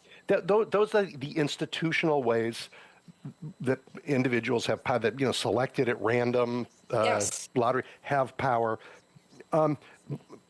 Americans have found, and in Chicago we certainly found this, that Americans have power outside of government too if they're willing to stand up, if they're willing to protect their neighbors, if they're willing just to blow a whistle. It turns out that there are many, many, many ways, including the fabulous way that you are out there teaching about law and justice. But there are many ways that people can step up right now in this moment, and I'm so proud of Americans for doing it. I couldn't agree more. You have to come back. We have to do this again. To be continued. We didn't even get to jury nullification yet. No, we did not. But we've run out of time. So thank you so much, Margaret. I really appreciate it. Hey, if people want to find your work, what's the best way they can do that?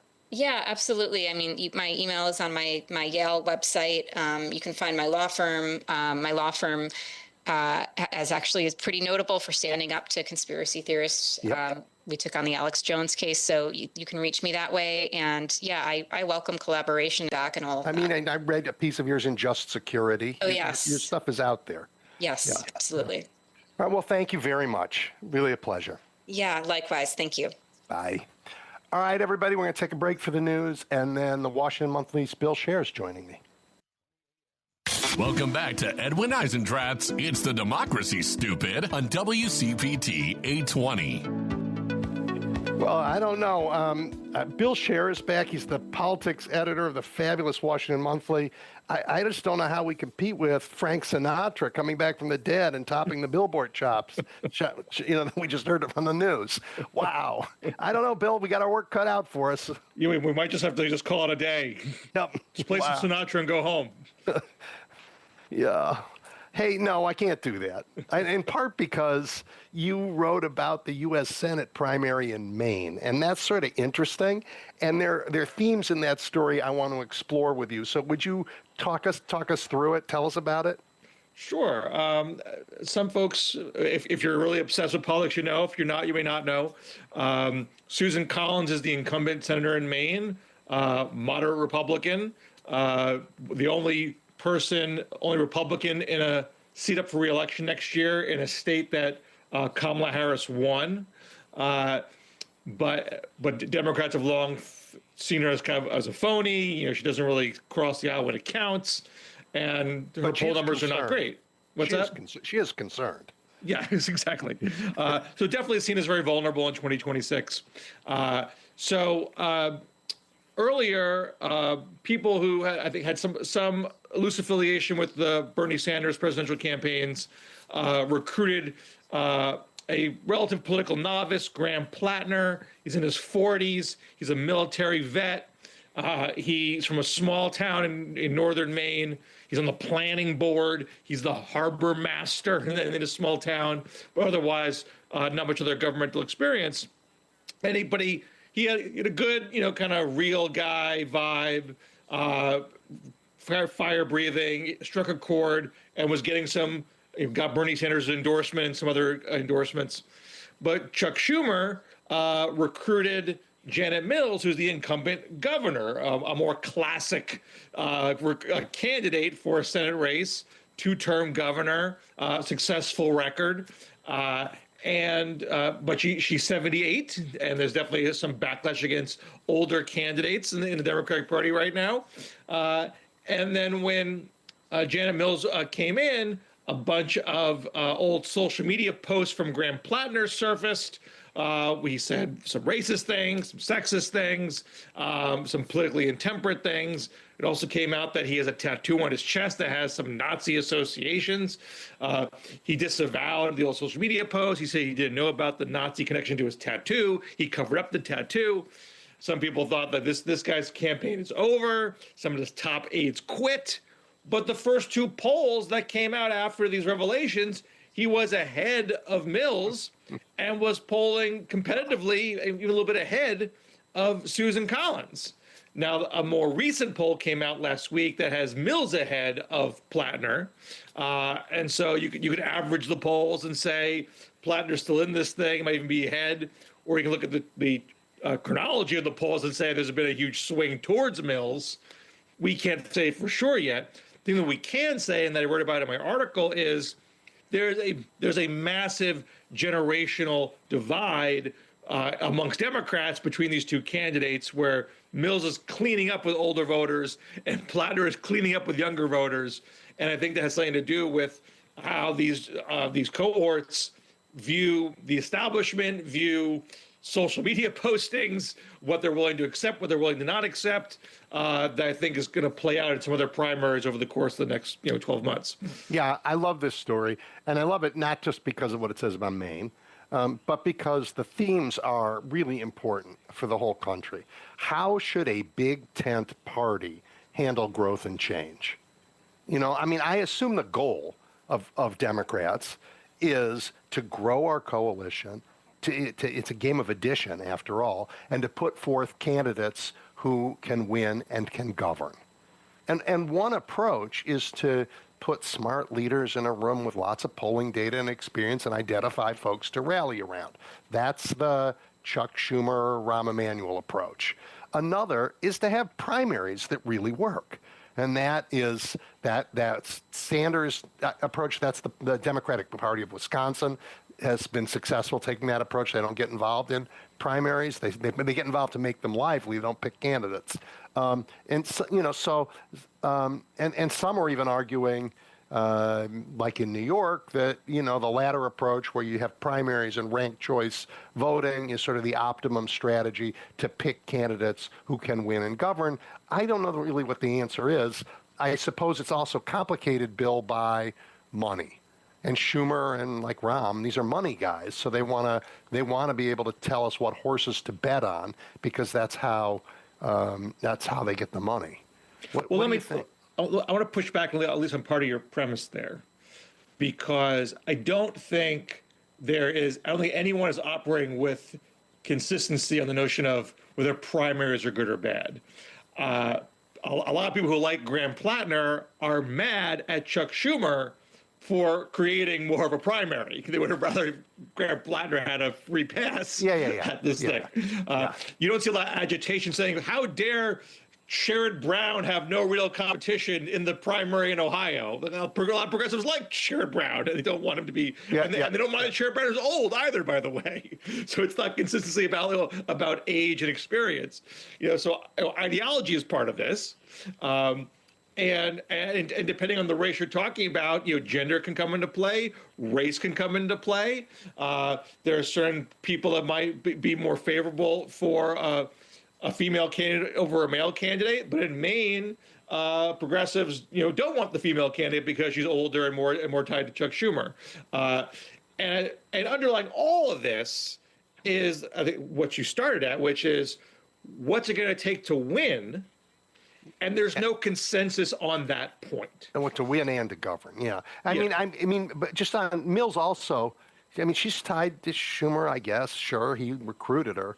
But she also had the courage to go into the White House and stand down Donald Trump, which, like 11 people have done in 10 years.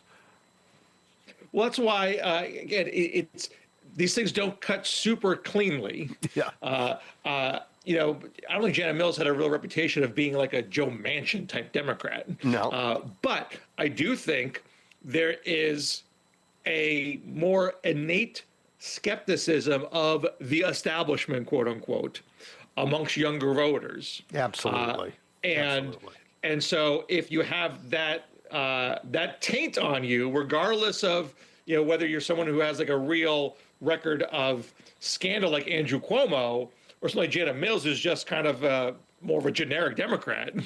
If you're seen as establishment, younger voters have a tendency to say, I'm not sure about you. And the kind of social media posting you get from Graham Plattner, where look, Andrew Cuomo is persona non grata amongst progressives because he had legitimate allegations of sexual misconduct. Graham Plattner said some callous things about sexual assault on social media. That gets kind of pushed aside among some progressives. I quoted someone in my article, the woman tattoo artist who covered up his tattoo, who said, you know what, everyone says things on social media that they, I'm not quoting verbatim here, but the general thrust of it was like, we all say things on social media that can be, imperfect and we might regret and want to pull back, but this just shows he's not vetted by the establishment. This shows he's a real person. He's authentic. Yeah, that's interesting. Unlike Andrew, Andrew said the charges are bogus. I mean, he apologized first, but then he said the charges are bogus. Railroaded. This isn't right.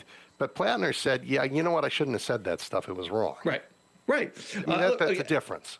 Definitely. Well, they're not identical situations. But the point I'm trying to make is I think there are people who are using different standards of criteria depending on degree of distance from the establishment and to some extent ideology. And a through line of all this is what's it gonna take to win? Do you need a guy like Graham Plattner?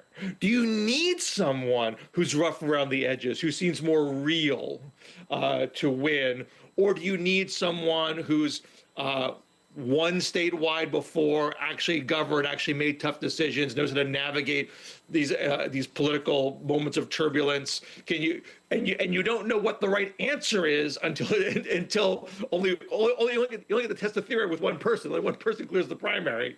Well, we have some history. I mean, like winning and governing aren't quite the same. Like Pennsylvania elected John Fetterman. Right? He was the non-establishment guy. Yep. And it turns out in governing, I mean, this may be because of his stroke too, who knows, but he's been disappointing to many of the people who elected him. Right.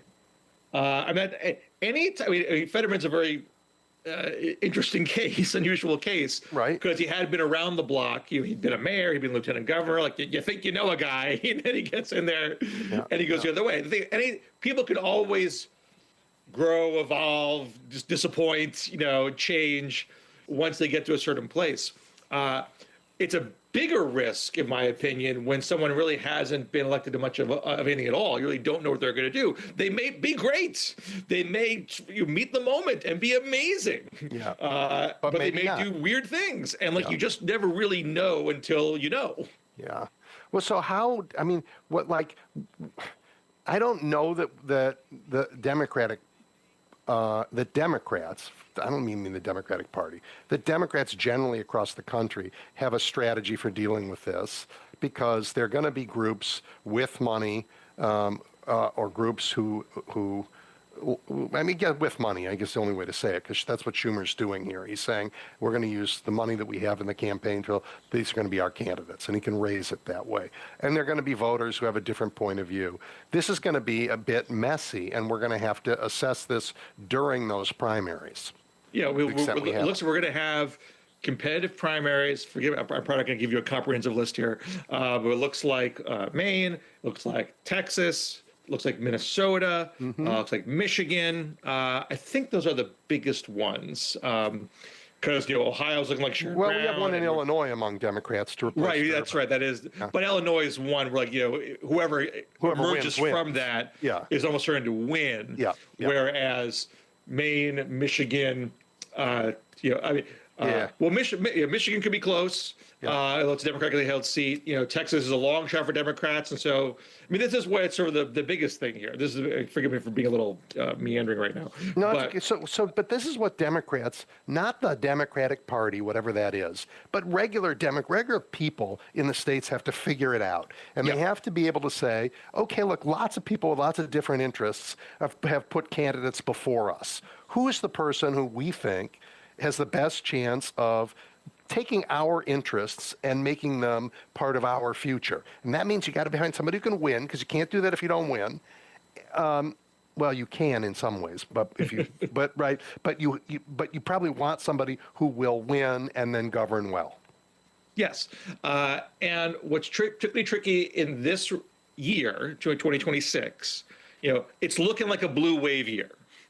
Everything in 2025, all the special elections and scheduled elections show Democratic overperformance relative to a year ago.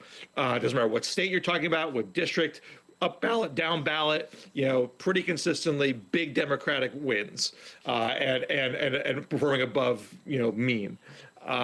So did 2023, just so we're clear. But Well, but this is looking more like 2017. Even Trump bigger. was in office in the first term. Yep. The discontent with Trump was pretty apparent quickly. Yep. And that extended through 2018, where Democrats took the House. Yep. And 2020, where they threw him out. Yeah. Right. Well, right. Exactly. And so you're looking at 2023. There was a Democratic incumbent there, so it's a different circumstance. Yeah.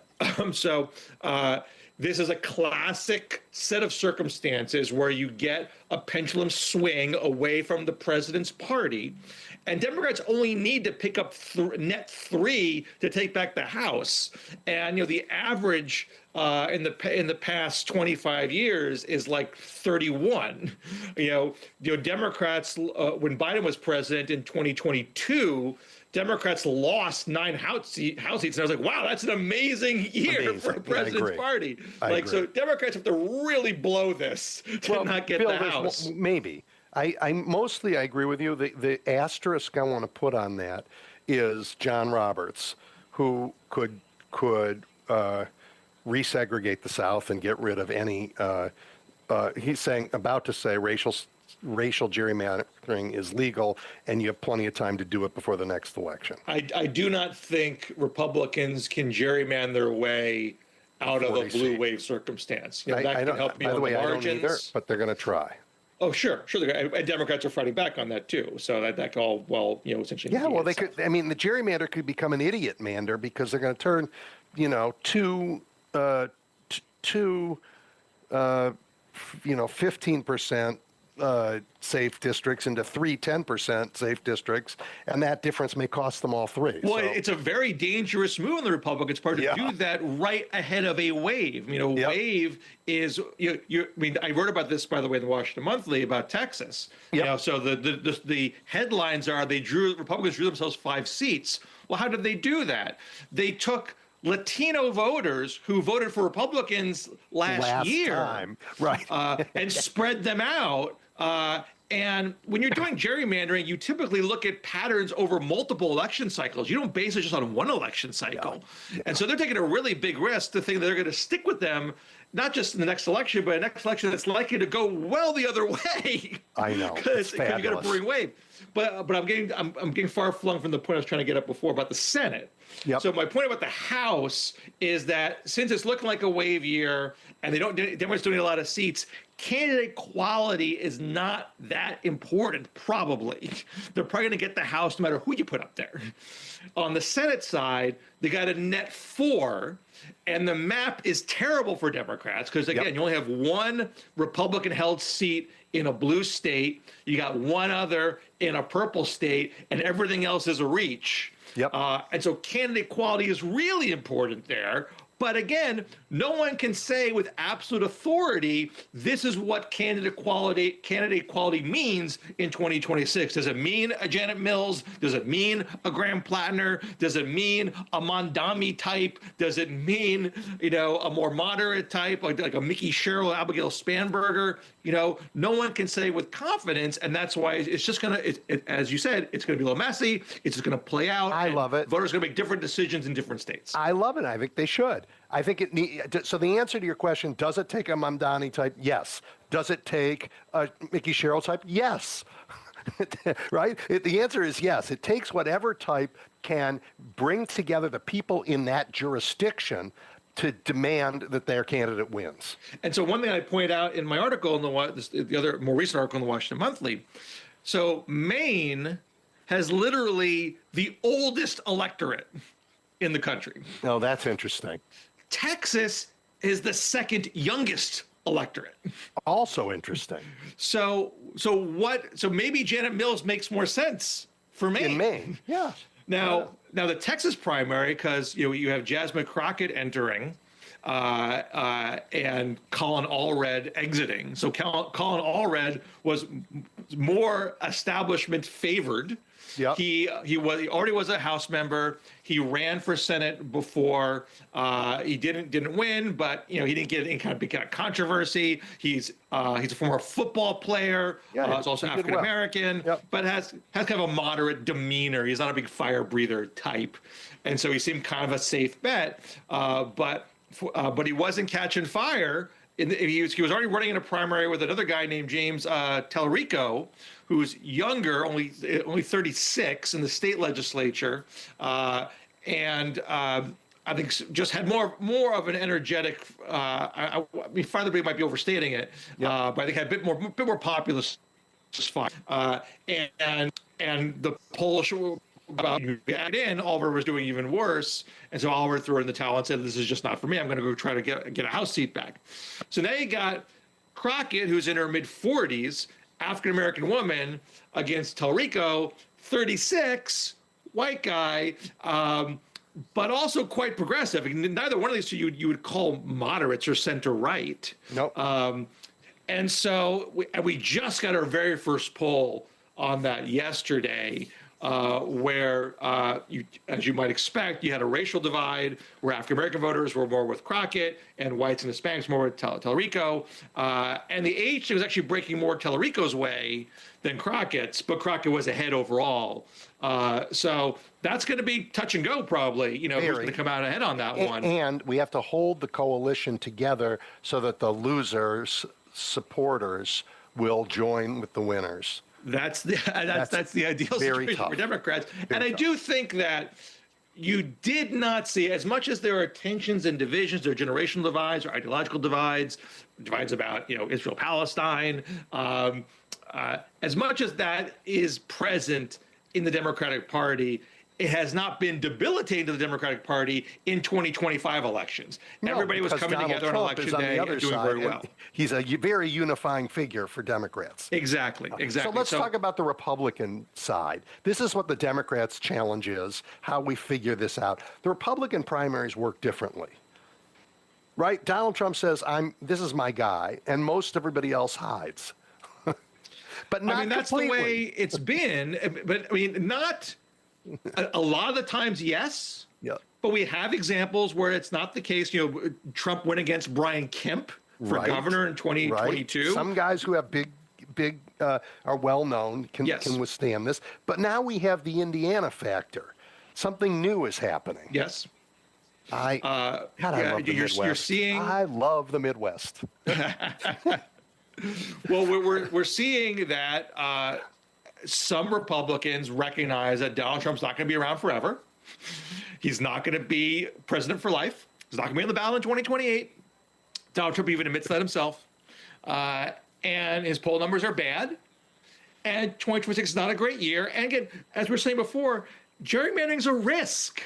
It's not a layup that just adds you seats. It's a risk for incumbents. Yes, it is. And so Indiana legislature said, why should I spread out the vote on my seat at the behest of some guy who's just desperate to hold on to the House, who doesn't get subpoenaed. That's not my concern. My concern is keeping my seat. I got a dish that works for me. So that seems to me the calculation that was made there. We know in Texas, before they bent the knee to Trump, the Texas Republicans were privately saying to Trump, "Don't make us do this. Yep. This is not a good deal for us." But they were too afraid to stand up. And the Indiana guys did in this process. The Republicans, what they did was they told the country, do you know what's happening to us? They're intimidating us. They're coming here and they're sending text messages to my grandkids. The Republicans are the ones, not Democrats, who are saying this. The Republicans are talking about what the Trump administration is doing. And that carries a very different weight across the country. I mean, Indiana Republicans, for gosh sakes. This is like, last I checked, one of them was his last vice president. This isn't liberal territory. I can't, I don't have a mind meld with Republican state legislatures, so Yeah. I don't want to talk as if like I know exactly what their calculations were. But what I would suspect is these are people who are probably pretty close to their constituents. Mm-hmm. These are they're not in an Oval Office. They're not far removed from the people who vote for them, and they have to be aware that people on the ground in America are frustrated by higher prices. Yep. They were told they're going to get lower prices, and they didn't get them. And whatever, Trump has had a bond with a lot of voters, and I can't trivialize it. He is where he is electorally, but I do think a good deal of that bond was negative bipartisanship. I see him as someone who opposes things socially and culturally that I don't like. And so I don't trust Democrats on various issues. They promised me normalcy, and they promised me economic stability. And so I had some hope that I would at least get that, even if I wasn't getting what I wanted on things like transgender rights or abortion. And I didn't get that. I still got inflation. And so now I'm super mad. And so I'll give this Trump guy another chance. Trump can't use Democrats as the same kind of foil once he is in office. And this was true in the first term. Yep.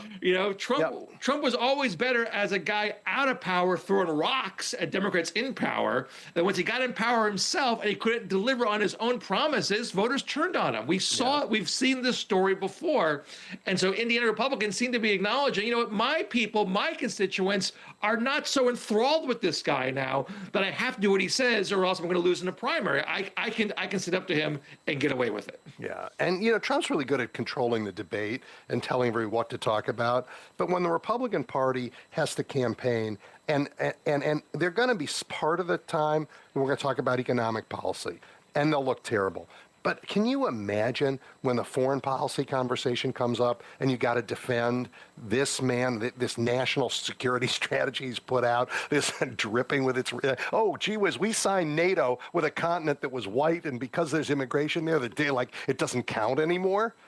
Oh my God! That's a debate. That would be just Americans when they hear this stuff are going to go, wait, what? Well, most voters don't vote on foreign policy. They vote on their pocketbook. But debate performance matters no matter what the topic is. Oh, sure. And I think a lot of voters are confused. Why is Donald Trump so fixated on Venezuela and getting a Nobel Peace Prize when he's not taking care of the thing he told me he was going to take care of, which is my cost of living? Right.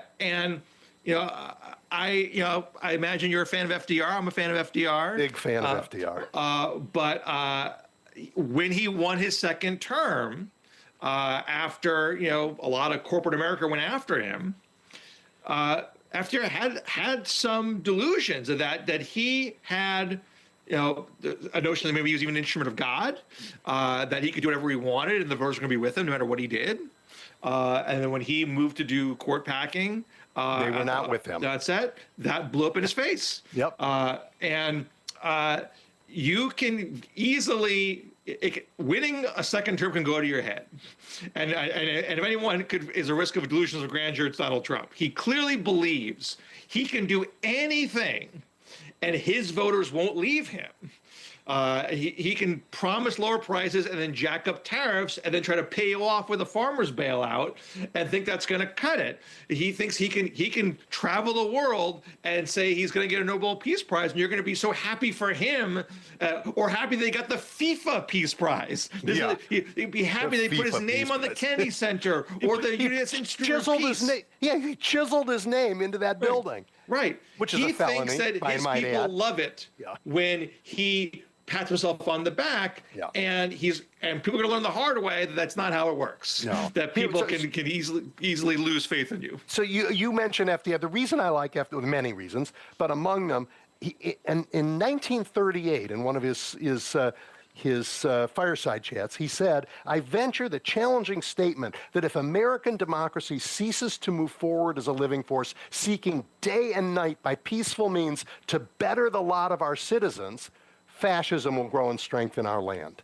And oh my God, was he right? Well, yes, and I mean, FDR was politically astute enough to realize that he'd gone over his skis on court packing, and even in the run up to World War II, like, he knew that wasn't a slam dunk politically, so he moved very gingerly in that later part of that second term.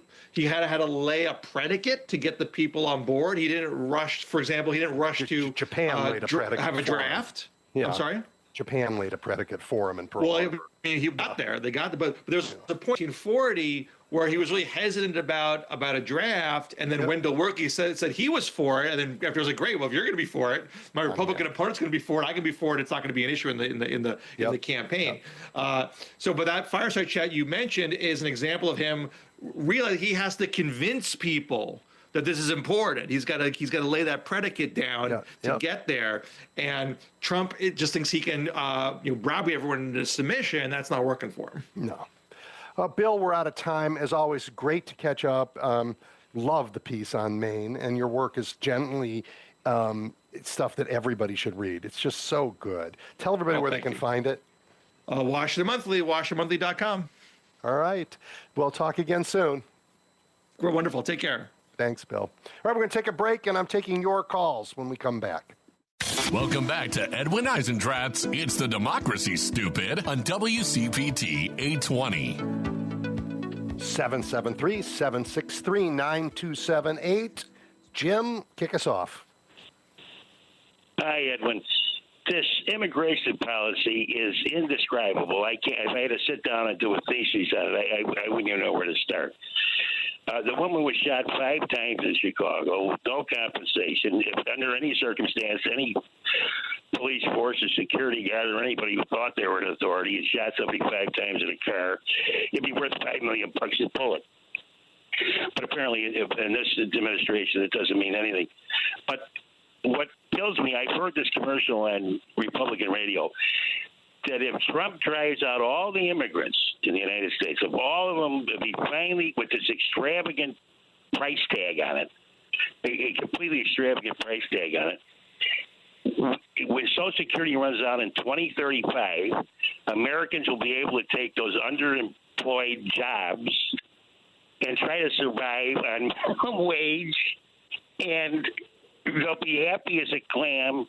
But the problem is they won't be able to get the SNAP benefits because they want them to apply twice, make it so onerous that nobody's going to get the SNAP benefits. So you'll have a pretty reliable starving population willing to do anything.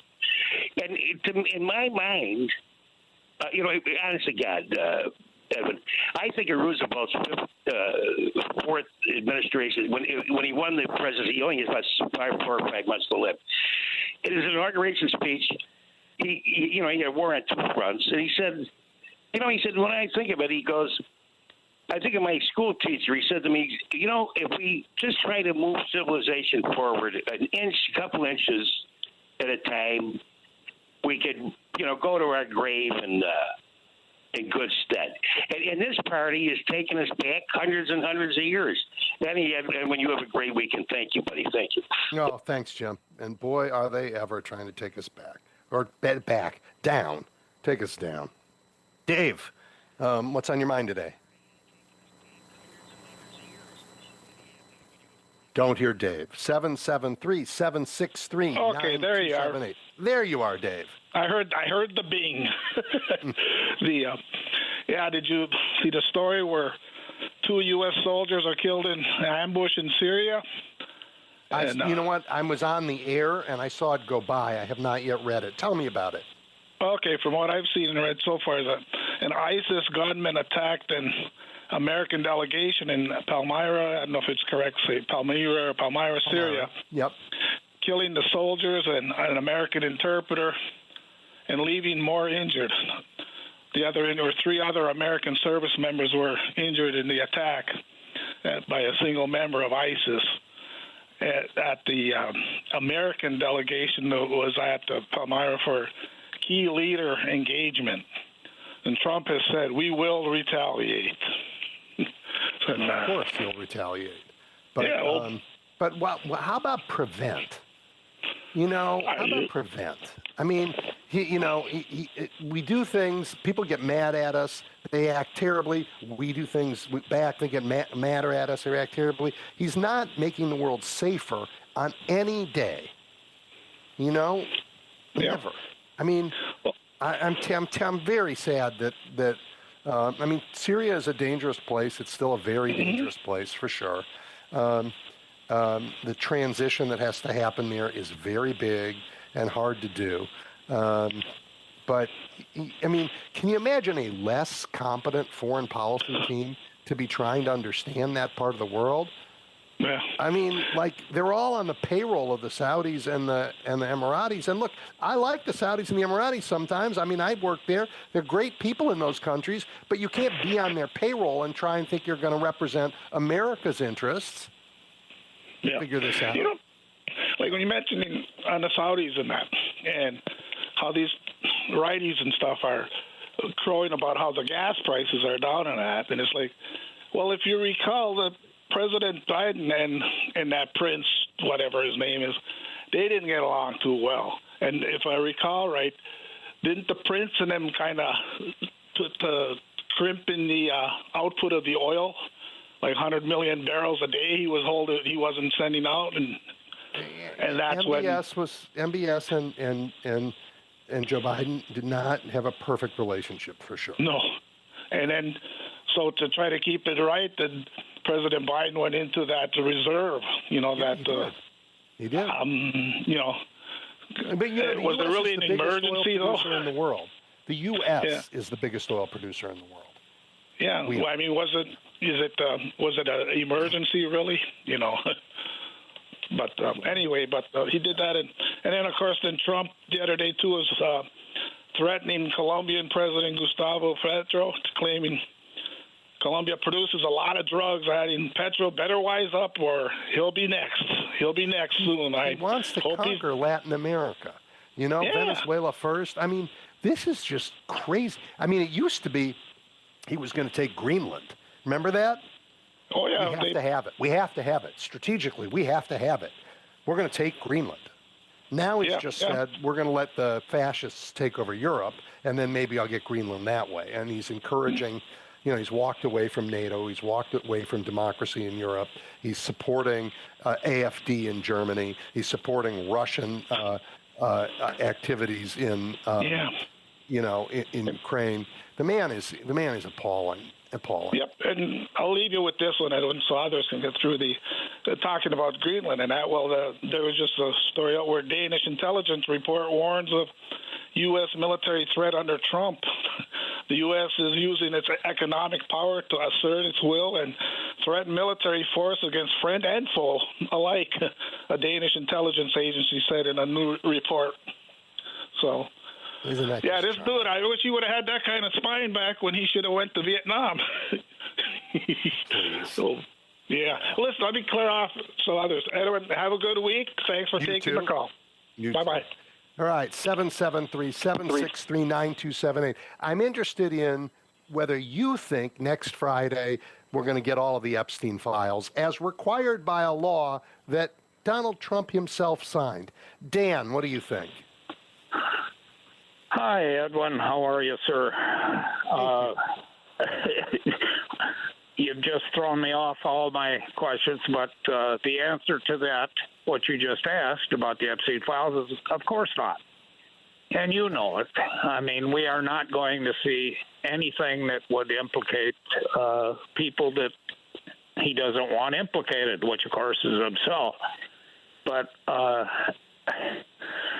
and then the part also about Greenland, about my God, South America. Now we're going to probably bomb Syria. We're about to invade Venezuela. Remember when we were going to take the Panama Canal? We haven't heard much about that anymore. I guess maybe that's secret, and that'll be still coming. I just don't know where this ends, Edwin, and it's a quandary for me to ponder. I know you're an intelligent man, and I just want to know what you think yet about what's coming with the 2026 elections. Obviously, right now I give it about a 75-25 that we have no elections, and if we do, of course, it won't be fair in any way, shape, or form. Your thoughts, sir? I don't agree with that. Look, I'm writing about this right now, and I will have this piece available soon. I'm struggling because it's a hard one. But I think 2025 was a pivotal year. It was the year where the autocratic forces in America reached their zenith. I do not believe they will continue to get more powerful next year. I think, on the contrary, this year, even though they got more powerful than ever, so did the opposition. And the opposition is enormous. And it's Americans everywhere. And it began earlier, but it really, the attack on Chicago really changed how Americans think about how they can respond. So we have, as you heard earlier, this jury nullification that's happening when their Justice Department abuses the law, and when we have ordinary citizens and grand juries saying no, sorry, no, and they're having trouble filling all those ICE spots. They're having trouble building all of those concentration camps that they funded in the big, beautiful bill. They're going to try. They're going to try and do all the things you're afraid they're going to try and do. But we are prepared for them. And when they send troops to cities like Chicago and say, we're worried that illegals are voting, we're going to have made sure that people voted before Election Day legally, and that their votes will be counted. And we're going to do this all over the country. And the question, will they seat them in Congress after we win? Well, that's a tough question, but I think we're going to win by such numbers. And by the way, they will have to count the votes. These are local elections. When you go to vote, it's not the great Washington bureaucracy that's managing the polling place where you go to vote. It's your neighbors. Well, when I go to vote, sir, here in Indiana, I'm going to bring my wife with me. Well, we've been married 25 years, and she has two different names, and that's also another factor that's probably going to come up. And at that point, I will call the police. I will call 911, and I will make a report. Well, before the election comes, we're going to give you lots of numbers to call, because there are lawyers you need to call. There are election protection groups that are out there in Indiana. But by the way, just look at what happened in your state. Absolutely. I'm astounded. These are not left liberals, the Republicans in Indiana. Well, let me tell you something. I live very close to one of them. Yep. To one of them. And he has had constant death threats ever since. I hope you bake and bring it over and say, you know what? We don't agree on our politics, but we agree on America. This is for me. It's the kind of thing that we should be doing. We have to celebrate them when they stand up for the democracy. Oh, absolutely. But how sad it is that this is what it's come to. I'm saying, when they do something right, when they actually do something right, they have to be in fear for their family and their children. This is not the country that that I grew up in, and it certainly sure as hell isn't going to be the country I'm going to die in. Well, hang on. I hear you. I feel that too, but the country you grew up in was a country where Americans, when they were called to defend democracy, did it, and it at great cost. And we didn't get everything right. God knows we didn't get everything right in your lifetime and mine, right? But often we did, and we did it with courage. And right now, this administration is putting us in the same position. It's saying, Dan, what you do matters. And he's saying that to everybody in the country. What you do matters. Do you have the courage to stand up? You're being tested now. And previous generations of Americans were tested. We're being tested. Will we stand up? Are we going to be as tough as the people who came before us? Are we as determined to live up to the best of our values, that all are created equal, that they cannot alienate us from certain rights? And for that purpose, not for the enrichment of a monarch, but for that purpose, we established our government. Dan, this is a time not like one we've never had before, but like one every time we've had it, we've had the courage to step up. I'm hoping we have that courage again. I'm ready to step up, Edwin. I just don't know how else to do it at the moment, other than what I've been doing. But if somebody would point me in the right direction, believe me, I will be there.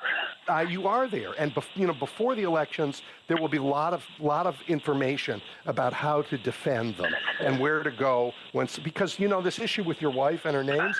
I'm sorry, no, they did not pass the SAVE Act. They didn't get it passed. And Donald Trump's executive order. I'm sorry, that is not the law of the land. So they cannot tell your wife she can't vote if her name isn't the same one as on her birth certificate. No, they. Well, I hope not, because it will be a problem. It will be a problem when I get there. Yes. Yeah, but Dan, Edwin, thank you. Yep. Thank you for everything you do, sir, and I appreciate you. God bless you. Take care. Thank you. Yep.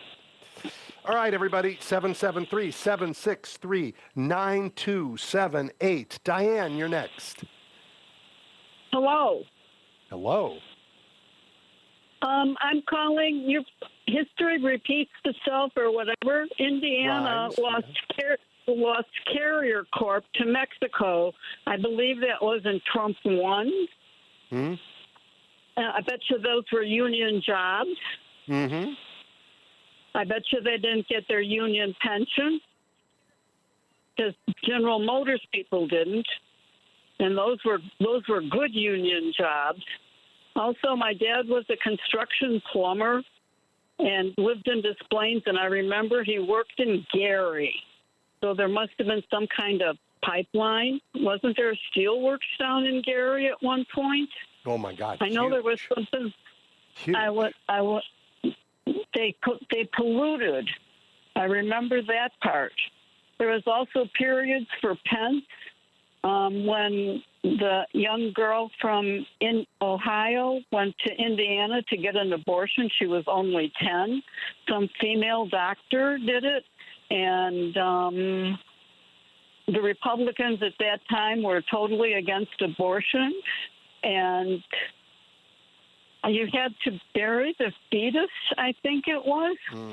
Whatever. Women were sending their tampons to Pence to find out if they were actually pregnant and had to have a funeral for the tampon. Whatever. Indiana remembers. Well, what Republicans did. Yes, but this week standing up, and Indiana also had the right thing. In Indiana, right? They're regular. Plus, Pence had a brother who ran. I think he ran for governor, but Pence also did something like I can't remember, like gas stations that polluted the ground, and he wasn't cleaning it. And he wasn't cleaning it up. The state had to pay for it, which was the people paying for it. Yep. They also have a federal prison or a prison over someplace, whatever. Marion, Indiana. had all kinds of good plans that they were going to convert the building, and now it got iced. Or supposedly, I don't know that for sure, but that's Indiana. They remember. Those are the regular Republicans that are. You know, I mean, let's just take a minute on them. So when Mike Pence was being asked by Donald Trump to steal the election, in the lead up to January 6th, Mike Pence went and asked Dan Quayle. Dan Quayle, right. The former Vice President Dan Quayle. What should I do? And Dan Quayle, Republican, Indiana, said, you don't have a choice. Of course you can't steal the election. And Mike Pence, after listening to Dan Quayle and consulting his conscience, didn't steal the election, right? And Donald Trump tried to hang him for it. Hang him. So, you're right. The people in Indiana, the good people in Indiana, even people I don't agree with about like 90% of the issues in our country, or not, maybe that's not right, about 90% of the solutions to those issues in our country, because I bet we agree on some of the problems. At the end of the day, they did the right thing, and I'm proud of them. Yep. Diane, do you know, there's a great poet named Seamus Heaney. And he wrote this, The Cure at Troy, and it's a fabulous poem. But one of the stanzas is, history says don't hope on this side of the grave. But then once in a lifetime, the longed-for tidal wave of justice can rise up, and hope and history rhyme. So you began by saying, history might repeat. Hope and history can rhyme if the tidal wave of justice can rise up. And that's where we are. Thank you, Diane. I really appreciate it. There's also Mark Twain's war prayer. Say it. If you read that, both sides are right. They're both. I can't put it into words. I know I just like it. I like Mark Twain. He sings my writer. Kind of war. Great writer. Thank you, Diane. Appreciate it. All right, I'm going to turn to Greg. And Greg, I think you're going to be the last guest. So let's close it out. Hi, Edwin. Thanks for taking my call. The reason I'm calling, I just wanted to get your take on, I think you might have seen the take that James Carville has on Jasmine Crockett running for Senate from Texas. I have not seen Carville's take. I mean, I was shocked that he's saying that she's out of line for the way she's trying to enter the race for Senate. Like she's stepping on people's toes and that she's not doing things the right way. And, it's funny how when I read this in The Hill, I sent you a link on to the text line. But okay. I know we don't have much time, but if you get a chance, you might want to read it. But I just couldn't believe him saying this. And then it sounded almost like the Republicans, like what's his name down there, Ted Cruz. They're basically saying, "Oh, this is great. Jasmine Crockett's winning. We got a sure win now." And the thing is, I know the other person who she'll be running against is James Tallarico. I like James Tallarico. I do. I think would make a great candidate. He's every time I've seen him, I've been watching him for 2 years, but I've also been watching Jasmine Crockett. I think Jasmine Crockett is one of the smartest politicians I've seen, but I see her almost as being above being a quote everyday politician. I think she's got genuine what do you call it? Care about the humanity in people. That's my take. I just can't believe the way they're trying to. James Carville's trying to railroad her, and maybe it's time that James Carville, even though you kind of used his line to rename your show, which I think is great. I think that guy. I hate to throw him out with the bathwater or whatever, but I really didn't like his stance on this. Listen, I really appreciate you bringing that up. In part, it's like the conversation I just had with Bill Scher about the race in Maine, right? When we talked about, we had one candidate that was sort of a Bernie Sanders group candidate, and then the leader Schumer came in with another candidate who's the governor. Look, there are going to be these battles in the Democratic Party. We are a big tent. We are going to have it out, and we all feel passionately about who we think can win and who we think can help us win, not just in their state but all over the country. And Carville is certainly one of those passion fighters. That doesn't mean we have to agree with them, and I don't always agree with them. But I understand these passions right now. What my concern is that we sort it out during the primaries. But we understand that when it's over, if our guy doesn't win, we are still holding hands and going together. There can't be any, this primary was so painful, I am not supporting the person who won. So Edwin, I agree with you. I agree with you. Jasmine Crockett wins, I guarantee you one of the first people who are going to be there when she is starting her campaign, if she wins the primary, will be James Carville. Because that, yeah, that's just how we ought to do it. Anyway, thank you, Greg, very much. I really appreciate it. Thank you very much. Nice weekend. Thank all of you for being along with me on this journey today. Great conversations. I look forward to the next one. Until then, keep the faith, everybody. Keep the faith.